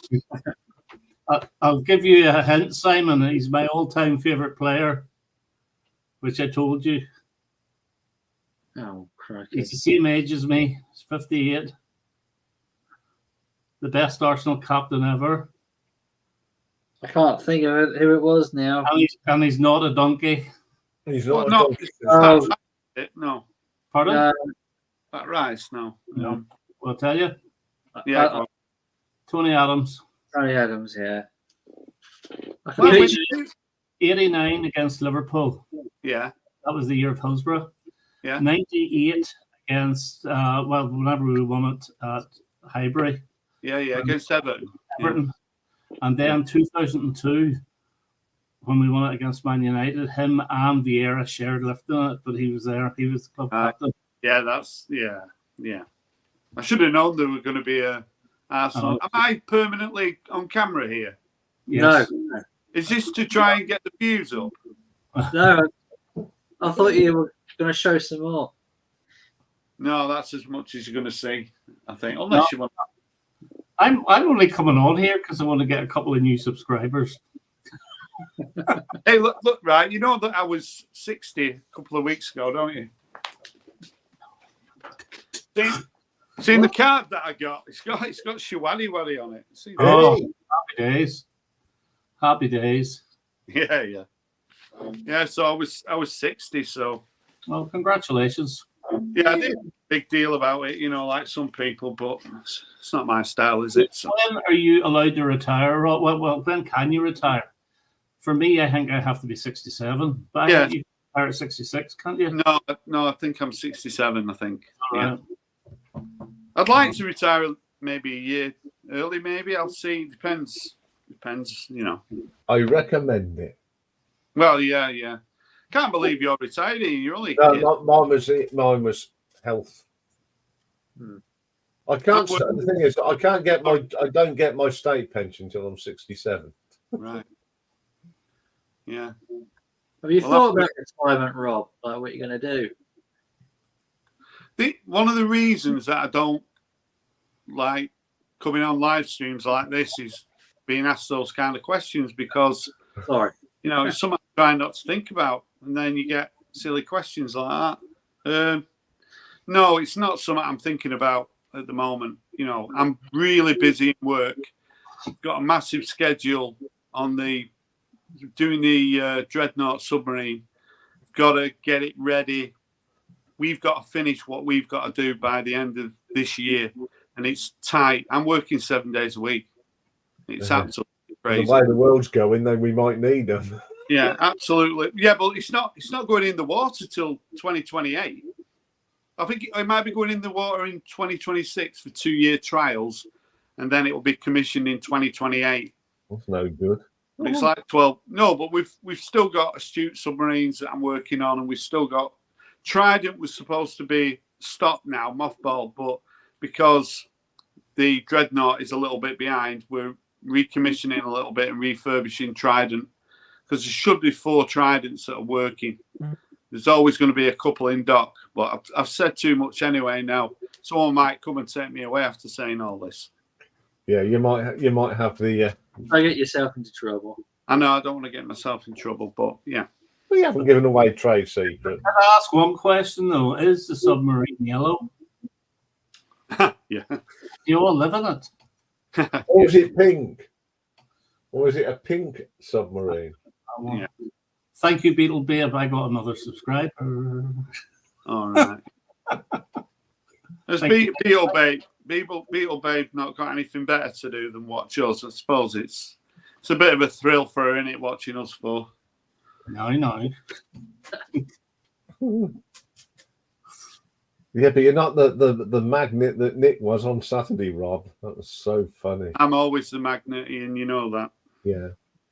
Yeah, I mean, I'll say that we were looking out for you, because I knew we were going up. We were looking out for you. If I'd have known that I would have been welcome, I might have come.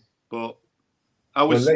We'll let you know when we're doing it again. Yeah, let me know when you're going again, and then I'll go and I'll totally ignore you.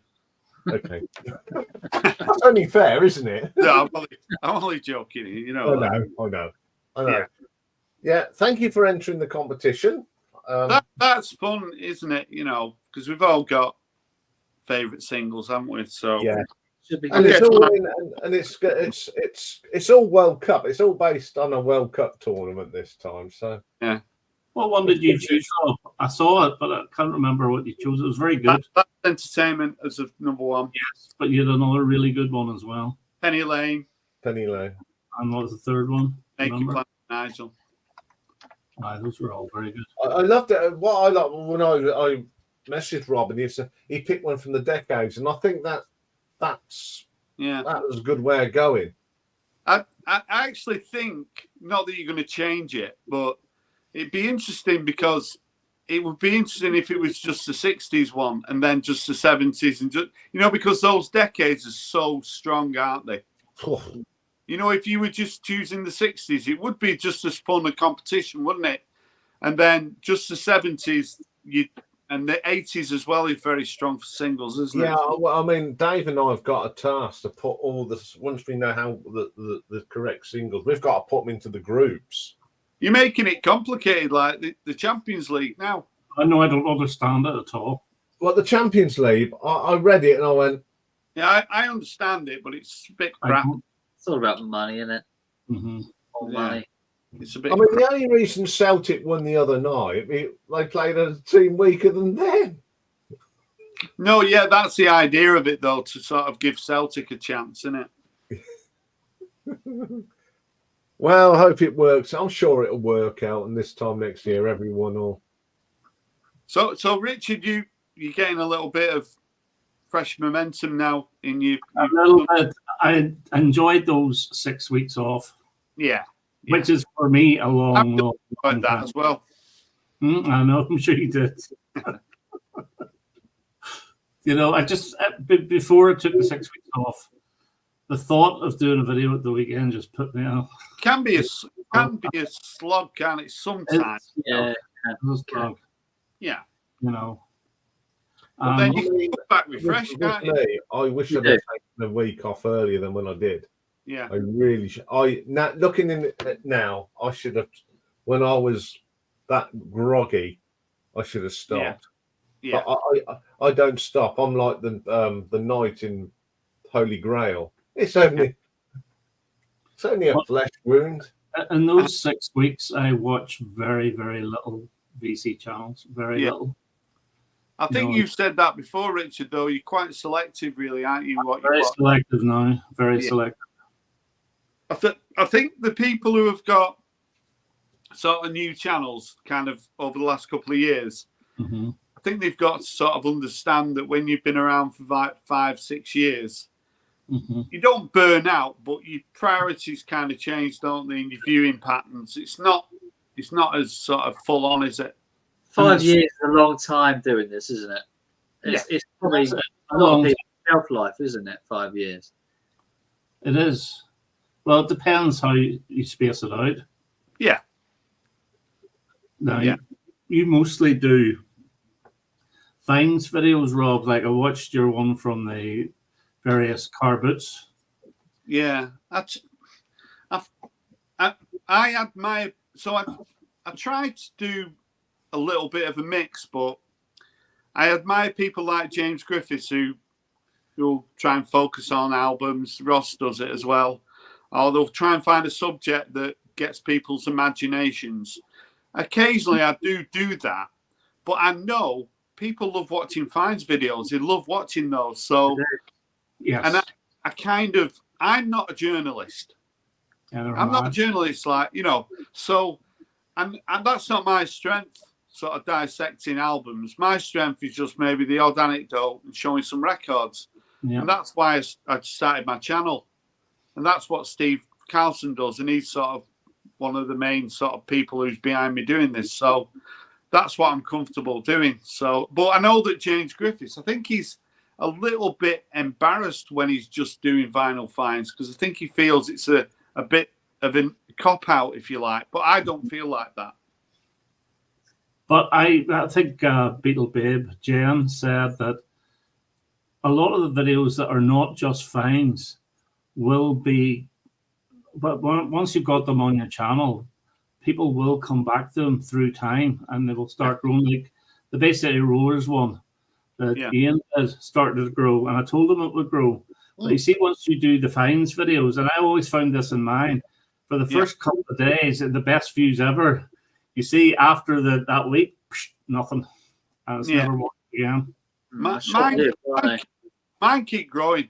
If I do finds videos, you're very lucky. Very lucky. They've always. But you'll have a look, and like I did that video where I was just in a shop, flicking through records, talking, and that's got 19,000 now. Very good, very good. You know, but that's because I'm not in it, so that's the reason it's. But that gets probably 120, 130 views a week. So if that keeps doing that, it'll get 20,000 before too long, and it'll just keep going that.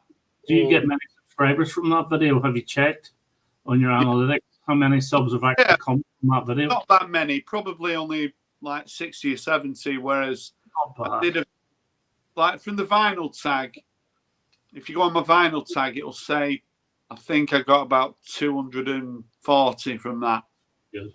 From doing the vinyl tag. But then I did a video in April showing records I got in London, or a car boot sale video I did in April, and that got about 80. So it fluctuates, doesn't it? You know. I mean, the one I was flabbergasted. When I did them Jean-Michel Jarre, that one that 15,000. I think I picked up about 102, 103 subs from that. There's a lot. I didn't expect that to fly like that. There's a lot of people in the VC now whose channels have grown through shorts. There's a lot, like what's he called? Chris Profi. So I think he's got over 10,000 subscribers now. Yeah, he's got a load, isn't he? He regularly does a lot of shorts, But if he puts a video up, it might get 300 views. So his 10,000 subscribers have really been formed through shorts. That's what I was saying earlier. You end up getting really the views. Actually, a video about that, which I watched before he actually took it down about 3 hours later, saying that basically what you said, that he's getting so many subscribers from shorts, but he's not getting any views on the videos, which he actually prepares to do. And he's going to Did he take that down? I never saw that. I think he took that down because I wanted to watch it again and I couldn't find it. Right. So, and another one, Beth at Red Rum or whatever it is now. Crazy, hasn't she? She's got over 20,000. Yeah, but Stevie did that, didn't he? Stevie's channel did that. He got about 8,500 subscribers now. It's crazy. Yeah, and if you look at their views on their home channel, their overall views, they're in the millions. Yeah. Well, fair play, fair play to them if that's. I think there's no rules, is there? You run your channel how you want to run it, but when it comes to like people buying subscribers, my issue with that is people who kind of act stupid, think we're stupid. If someone's getting 10,000 views on a video and they've got 15, 16,000 subscribers, and I look at the video and it's got 68 thumbs up, and then I have a look at it a couple of days later and it's got 300 thumbs up, and it's got 22 comments, that doesn't add up. So if those people want to come forward and explain it, there's no other channels doing that. So there are people doing that. I know there's people, I've talked to Ian about this in private ones, that there's definitely people buying because there's one, I'm not going to mention any channels. Oh, no, don't do that. They'll take it to court. I just don't like doing it. No. It's wrong. But there was one guy who was stuck at a certain amount of subscribers, and it was a decent amount. Yeah. And then a week later, he jumped to by 500. Yeah. Don't happen. I don't know if you were listening earlier, guys. I was telling Simon about, I had this guy telling me I can do this, I can do that. And I politely told him to do one. Yeah. And on my Facebook page, not my group, I looked at it, went to put a video on there, and all of a sudden I've got 200 followers and about 50 billion likes. I thought, that's not what the... So I started clicking through them, and they were from all, from Southeast Asia, and I thought... I think Nick's had something like that. Haven't you been approached, Nick? I think you mentioned it before. Yeah, he kind of insinuated it without actually. Yeah. But I knew what he was on about. Yeah. And he had like an Asian sort of name. Yeah. But I deleted all of his comments. Yeah. I don't want to know. If you can't do it the honest way, don't do it. Yeah. No. And they always pick on the ones that have literally gone up, haven't they? They've been up 10 minutes. And they said the views are low, and I said to one bloke, I said, what do you expect? I only put it up half hour ago, you plonker. There's one thing that seems to have disappeared. Ages ago, when every time I put up a video. Oh, the sex thing. Comments. I used to get them all the time. Yeah, I used to look forward to them. But they've disappeared. Yeah. Yeah, I think someone caught on there. Do you reckon? I believe Nick were having his own liaison, weren't he, over the weekend? He's keeping it quiet. Oh. Hey? Your lady friend in Leeds. You know what we're on about, Nick. Oh, crikey. If he'd have been a rugby player, she'd have flopped them out to get signs. Huh? Yeah. They always pick on me. It's always the older women who are attracted to me for some reason. I know, but when someone's your age and you're saying older women, that is like decrepit, isn't it? Well, yeah, I suppose, yeah. Like you're in your 30s and it's an older woman, it's like a bit of a MILF, isn't it? Yeah, but no. crikey. Yeah, blimey. So it's good to see you, Nick. How are you doing? Yeah, I'm doing all right. Just Yeah. plodding along, Have you just working, coming home, Yeah. going bed, getting up, go Fell work. asleep after he fell asleep last night. Yeah. No, Yeah. you know what? When we finished, we have our little conflab, and there he was. I had to phone him. Just went, didn't it? Yeah, well, I had to phone him. We did. It wasn't to take the mickey; it was to make sure he was all right. We were all sitting there, we were going, Nick. In the end, I phoned him. He's a hard-working man. Yeah.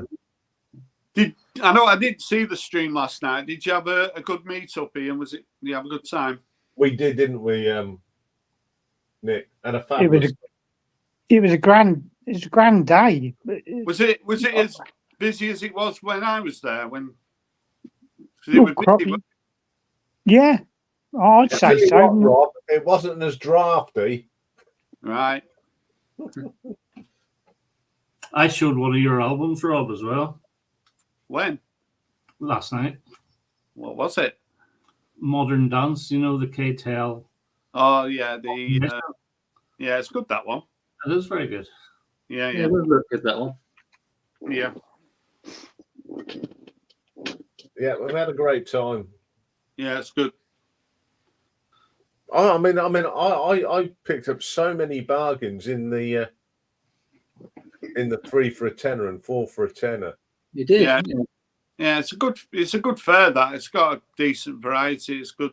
Do you not have a fancy coming over here, Richard? To the to I wouldn't mind. Possibly next year when I've got more holidays, because at the moment. Yeah, it'd be great if you could come over at some point. We were talking about going over to Holland.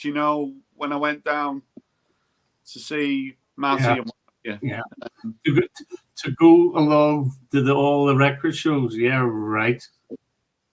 Yeah. I've had a Dutch girlfriend. I know all about that. But yeah, it's in Den Bosch. It's in Den Bosch, which it's not in Amsterdam. But there is a bit of a red light area in most sort of Dutch cities. But I'm like you and me. I'd have my head in a bucket of records, and that's what I'm interested in.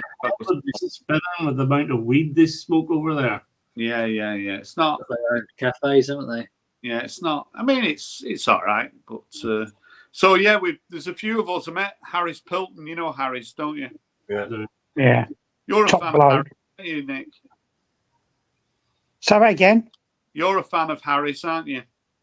Oh, he's top bloke. Yeah, it was weird, when you're face to face with him. Yeah. It's same with anyone when you meet in the VC, but he's someone that I was really looking forward to meeting, and it didn't disappoint. He's just such a nice guy. Same with Headley as well, Headley and John, and just such a nice group of people. Just a shame Mazzy were there, but No, listen, that video you did with Mazzy was great. Was that the next day after the meetup where you met him again? No, so we met up on the Saturday. Yeah. And then on the Sunday I was busy with my son, and then on the Monday I just went into London, and video watched. He just bumped into me in a record shop, so we ended up going to Abbey Road, didn't we? Yeah. Because he dragged you to Abbey Road. I said though on the video, it's a little bit kind of underwhelming, really, Abbey Road, because at the end of the day, it's just a zebra crossing, isn't it? And it looks on the album cover that it's in the middle of the street, but it's actually at the end of the street, isn't it? Yeah, it's like nearly like a fork in the road. So, but it was nice because St John's Wood tube station, and it's only about a 5-minute walk, but there's a couple of blue plaques on, houses on your way there. Like John Betjeman and people like that. They're all over London, aren't they? It's one of the interesting things when you're in London, you see all these blue plaques everywhere. Yeah. But yeah, it was a great weekend, really good fun. One for Trident Studios as well, I believe, a blue plaque where the Stardust album was recorded. Or was that? No, that was actually where the Ziggy Stardust photograph for the album cover was taken. It's Right. there anyway, yeah. I think they Didn't, might. did, I've got a didn't blue the Who do something in Trident? A lot of people did and tried, and it was a big studio. Rings a bell. Yeah, Yeah. there's a blue plaque on a house just up the road from me. Right. It's for Robert Llewellyn, who played Crichton. Oh yeah, yeah. Yeah, he it says this is where he grew up. Right. You know, he wasn't born there. This is where he spent his childhood. Right. So yeah, it's literally 5 minutes walk from where I am. Have they not got When one? he did a program on it, Yeah. he was standing out, and I thought, I recognise that place. Where's that? And when he turned around, oh, sod me, that's Booth Rise. You know when you get that, I recognise that place. Richard, can I ask you something? Mm-hmm. Have you been listening to anything sort of newish this year or No. nothing? The only album that I bought that album that you recommended. Yeah, he bought that Bunny. Yeah. Yeah, which was good. I wasn't too keen on his voice, though. Oh, he said that. Yeah. I would have liked the girls singing those songs. I think it would have been better, but Right. no, not really. I've actually played a lot of the Moody Blues lately, Right. Okay. so you might get a video on the Moody Blues. But my problem is Yeah. some of my Moody Blues albums are on CD, and I did a video of a room tour, and the CDs are in a different room. Yeah. But they're now all in boxes, and so I just can't get at them because Right. changes are happening in this house, and I explained it all last week, and I'll be able to get without making a complete mess. Yeah. So I don't know what I'm going to do. Everything I'll be doing at the moment will be on vinyl, unless I have a brilliant idea, which I don't have before we even say it. So it'll be vinyl, not CDs. That's why I'm going into the singles as well. Now, Simon gave me an idea to do my favorite 30 singles that I own.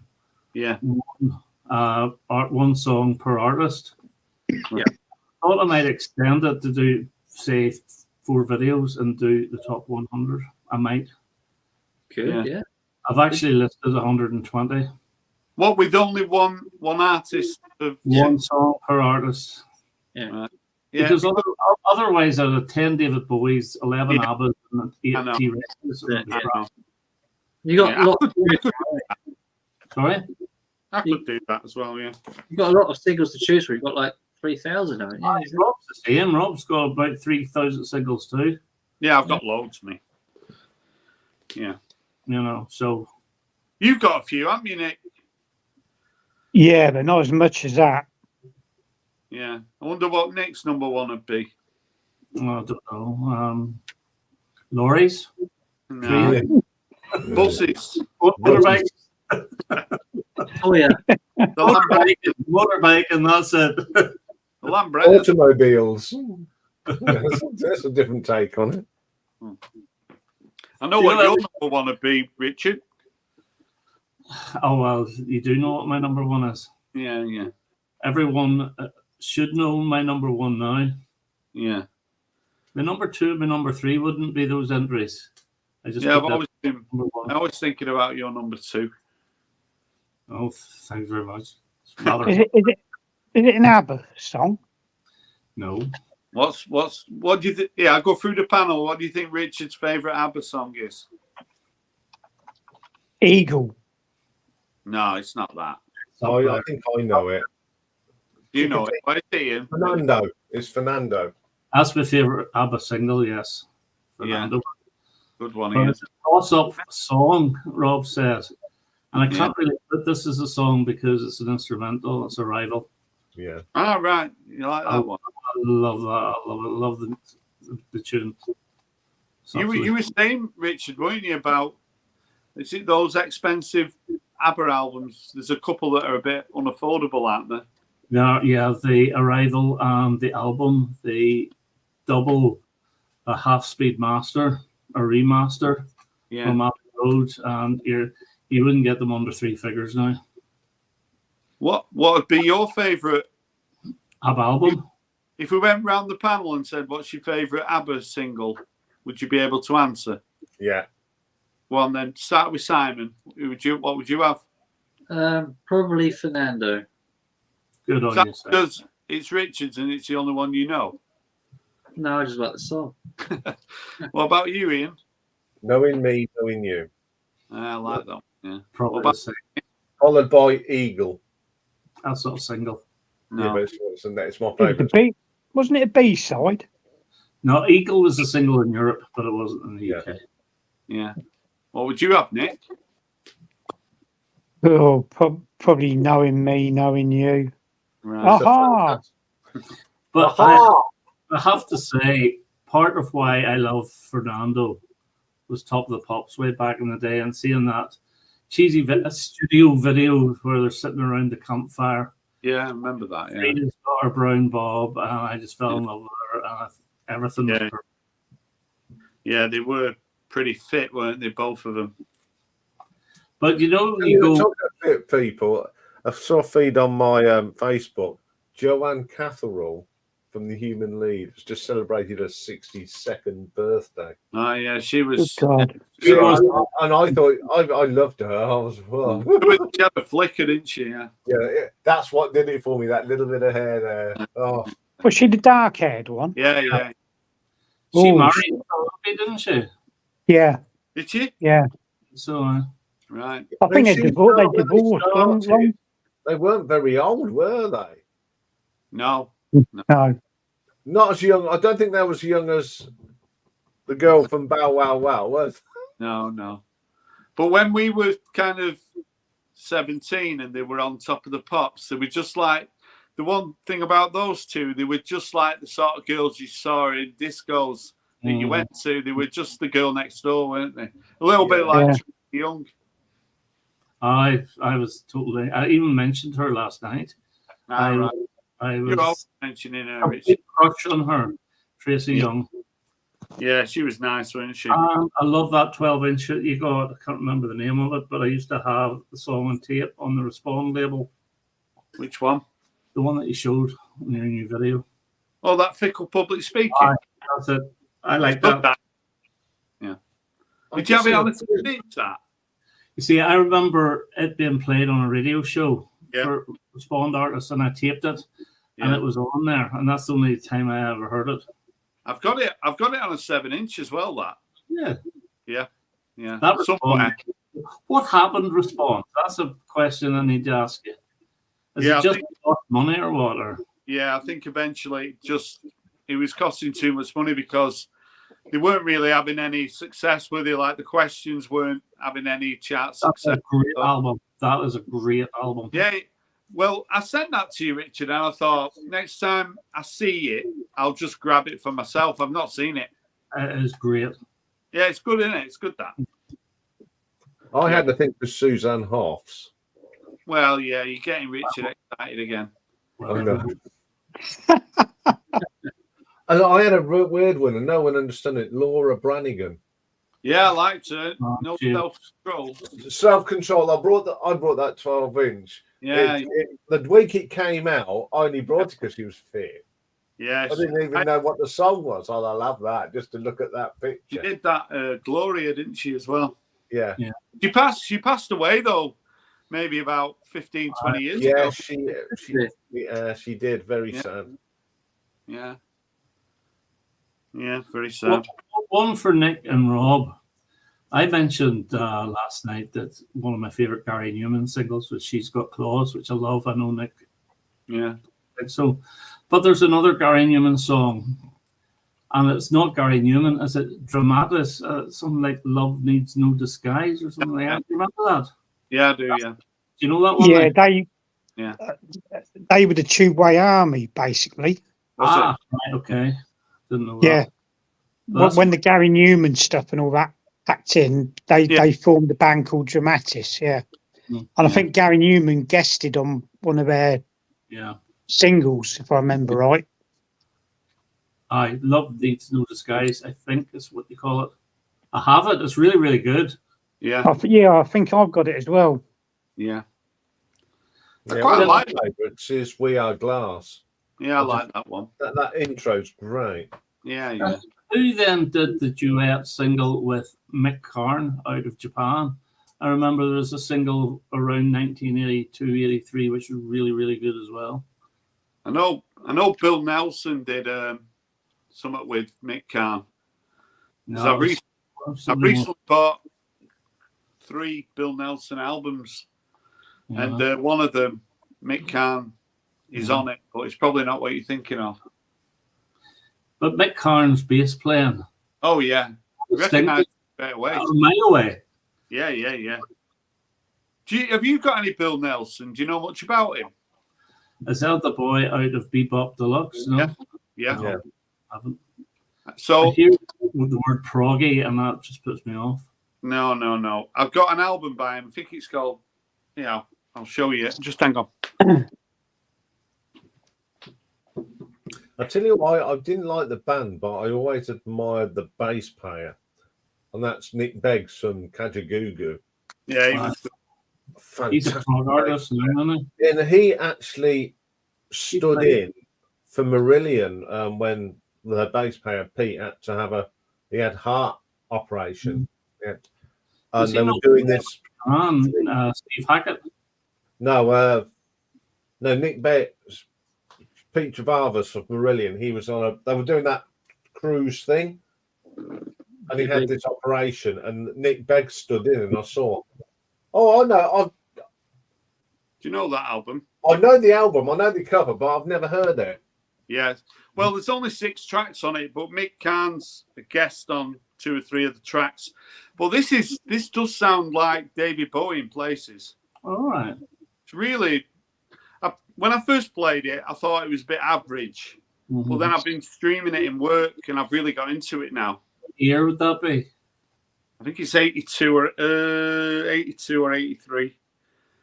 It was only like a £5. Can you see that? Yeah. Yep. See that? That's not bad. For that. But Bill Nelson has done so many solo albums, and they had a few of them, so I bought 2 more. Blind buys, I just picked them up because they were only I think cost me like 15 quid for 3. But this has got a good sort of, it's kind of not critically acclaimed, but if you read about Bill Nelson, this is one that kind of gets well thought of. But like I say, it's only 6 tracks. Mm-hmm. Probably pick it up for certainly under a £5. I think James Griffiths is a bit of a fan of Bill Nelson. Yeah, well, you're putting me off him now, but yeah. Poor old James. Just done another video, hasn't he, about he did a video about albums that are overrated a little bit, weren't it, or something? Was it? Sold loads, but don't have legendary status. Right. That's it. Yeah. And then someone that have. I haven't watched it yet. I'll be watching it for a bit. Yeah, on the cover on his thumbnail, it's got Brothers in Arms. But he obviously James puts a lot of work into those videos. Yeah, but that's what I'm talking about before. James is very good at doing them kind of videos. Very good. You know. And Headley is another one that is an excellent communicator. So he is. Yeah, it's very. Yeah, when you meet him in person, he's very sort of easy to get on with. Very, just really nice person. He's a nice person with a good personality, isn't he, Headley? I do think he would make a great sort of after dinner speaker. Headley, I do. I think he's. Yeah, he talks really, really good voice, and he comes across brilliantly. He does that with the pub, doesn't he, with John? Yeah, that's always a good laugh to watch. Yeah. They've got a nice little thing going there, haven't they? I have to say, though, John's choices are far better than Headley's. Yeah, he goes off on a tangent, doesn't he, Headley? But he don't care, does he? He's just good. You've done that, haven't you, Rob? Yeah, with one of the ones that a lot of people watch, weren't it? Yeah. No. Yeah, it was good. It was good fun doing that. Most people have done that. Have they not asked you, Nick? I'm sure they. I think if you leave comments on that, they'll you know, they'd ask you to go on there because I don't know. I watch every. people to go on there. I watch every single one, but I don't do it to get chosen. Yeah, but they're after people to sort of fill a void, so they might even have you. They're I can see you doing that. desperate then, are they? What's your first choice, Nick? Cars. Okay, 50p left. What's your second choice? Cars. No, good God. What would I'd have to have a serious sit down and think. Yeah. It's not easy picking two tunes, is it?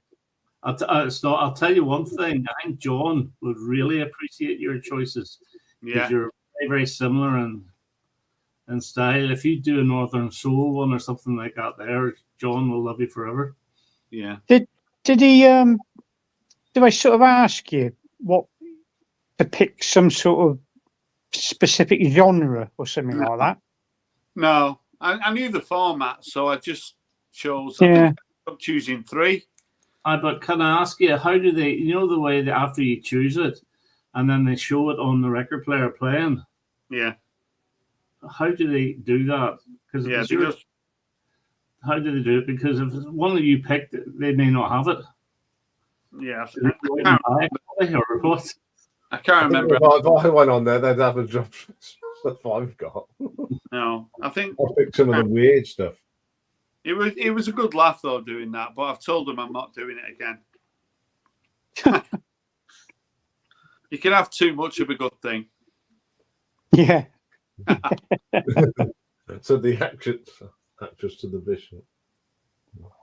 So what are you doing this weekend? Have you got any plans? Or Nothing. Richard and I have got a tete-a-tete tomorrow, haven't we? what are you doing? What's it on this time? We're not discussing what we're going to be doing. Oh, is it like Frost Nixon kind of thing? It's a discussion on what we will be doing in the future, and then The direction of the of the duo, and then I'll hit him with the bombshell saying that he's getting divorced. Are you going to stop? That's it. No, I mean the 90s one. I've got 7 now. I said to someone, I got 7 songs. Are you working, Simon, tomorrow? I'm working tomorrow, yeah. Yeah, me too. Yeah. What about you, Nick? Are you off? Yeah, I haven't done a Saturday for ages. Yeah. I'm limited to how many hours I can do anyway per week. You won't be driving. Yeah. I've got a record fair to go to on Sunday afternoon, so that'll be good. All right. Very good. Yeah, it's one in Stockport, so I got a comment. Sorry? Been to many car boots this year, Rob? Well, if you watch my videos, you'd know, so I'm not answering that. No, It's only been up about 4 or 5 hours, that's all. Yeah. I've not been to as many this year because I've been working. So, but it's funny when you work. So if you go to car boot sales, you know you're going to find some stuff.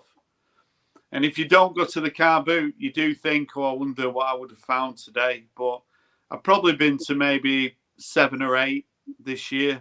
That's not a lot for me. Normally I could go to 2 or 3 in a day. So, you know, call it a season, I could easily go to like 50. So I'm well down, but I've got enough records anyway. I don't need any more anyway, do I? Yeah. Have you been purging any, Rob? No. I've You sold went through records in about 10 years. You went through a little phase, did you not, of buying a few Americana type albums? Oh, yeah, but I go through these phases, don't I? But do you ever listen to them now? No, I don't listen to any of them, Richard. I'm too busy. Yeah, when I was in town yesterday, I went into some of the charity shops, and one charity shop, I'm sure someone had passed away because I think I counted 27 James Last albums. Ooh. Oh, right. What about that? That's an early one, that. Let me see. That's number 2. That's number 2, yeah. Oh, Good God. Right. Guess who's on the back? I'll give you £1 million if you guess who's on the back. if you tell me the year, I can have a guess. Well, it's 78, isn't it, I think? Yeah, December 78. Who's on the back? Is it male or female? Male. Ian Jury. You'll laugh when I show you it is. No, it's not Ian Jury. Anyone else want to have a guess? Plastic Bertrand. Right. Do you want a clue? Yeah. He's passed away. Oh. Michael Jackson. He's got famous brothers. Oh, Andy Gibb.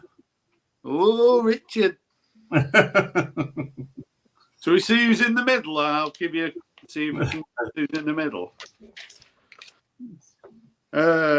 Some of the songs that are in here, though, it just like takes you back. So Elvis Costello's song is on the inside. So here, there's an Elvis Costello song from '78. What do you think it might be? Radio. Oh, Richard's on a roll. Oh. Right? He's good, Richard, isn't he? No, I'm better than him. Let's have a look now. Right. Donna Summer. I MacArthur feel Park. Say again, Richard. MacArthur Park. I'm in fire, isn't he? Sham 69. There you go, Ian. Say again. Let Ian do this one. Go on then. Sham 69. Oh, gold. It'll either be two. I'll go if the kids are united. Hurry up, Harry. Oh. Yeah, it was going to be one of them two, wasn't it? Well, it was, weren't it? Yeah. Sorry, Ian. All right. So we have another one. Oh, this is easy though, but John Travolta Sandy. and And Living John. no, Sandy, another one by him as well. There's two here. Was there? Yeah. No, we had another one. Yeah, another one. What, from Greece?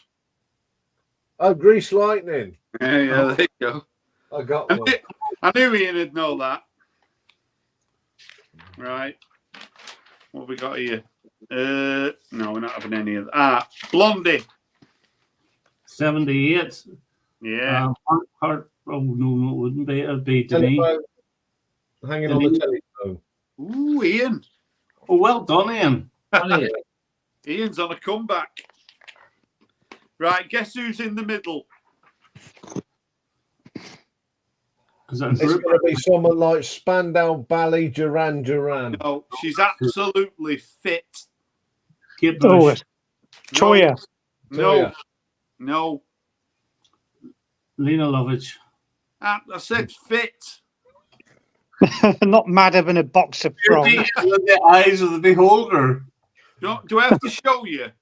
No, hold on a minute. Who's the 82. fittest woman from '78? 78. Farrah Fawcett Majors. Jesus. Come I on. know. Is she a singer, obviously? Yeah. I'm going to start showing her now because you. No. It's not Kate Bush. Debbie Olivia Harry. Newton-John. Debbie Harry. Ooh. Oh, three on there. No. Ian to the rescue. Well done, Ian. Right, here's a good one. You're not going to get this. Darts. A comeback in love? No. Oh, no. It's raining. No, it's obscure. Um, You won't get it. You won't get it. Get it? No. Never heard of it. No, I haven't heard of that one. The Undertones.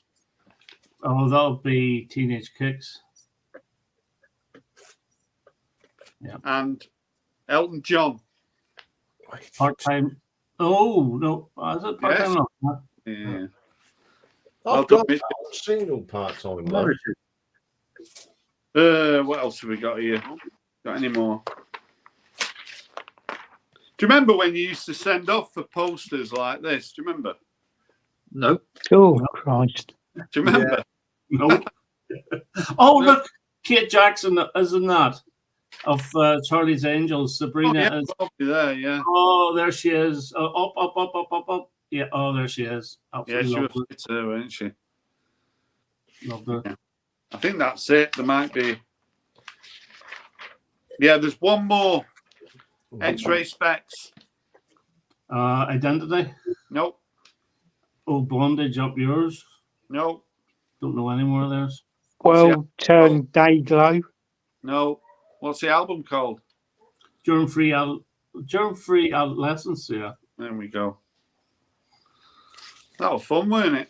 it was. It was. But look after that, Rob, because some of them are worth quite a bit, you know. Guess that right. Guess how much it were when it came out. 50p. No. I don't I know. would say about 15p. Ooh, a little bit more. 20. You see? I can't Yeah. tell. Mighty big. You see it? 25p. 25. Pence. Bloody hell. Yeah. Yeah, it's good, isn't it? That? Chris at the Vinyl Orchard does those sort of videos where he looks through old melody makers and NMEs and so forth, which I Yeah, he always does. pretty good. Yeah, he does. Yeah. Yeah. So, listen, folks, I'm going to head on here. I'm going to shut it up now. See you tomorrow, Richard. I'll see you tomorrow. later. Morning. Good seeing you again, Rob. Good seeing you again, Nick, and of course Simon and Ian. All the Yeah. best. Take care. Bye bye. Cheerio. See you guys. See you, fellas. See you later. See you later. Yeah, they were selling copies of old copies of Record Collector in that shop in Leeds we went to. They were only 50 pence each. I picked up That's some good ones. Because I was Yeah, at, that one you gave me, Nick, it's got some fascinating stuff in, not just the Beavis Frond. Yeah.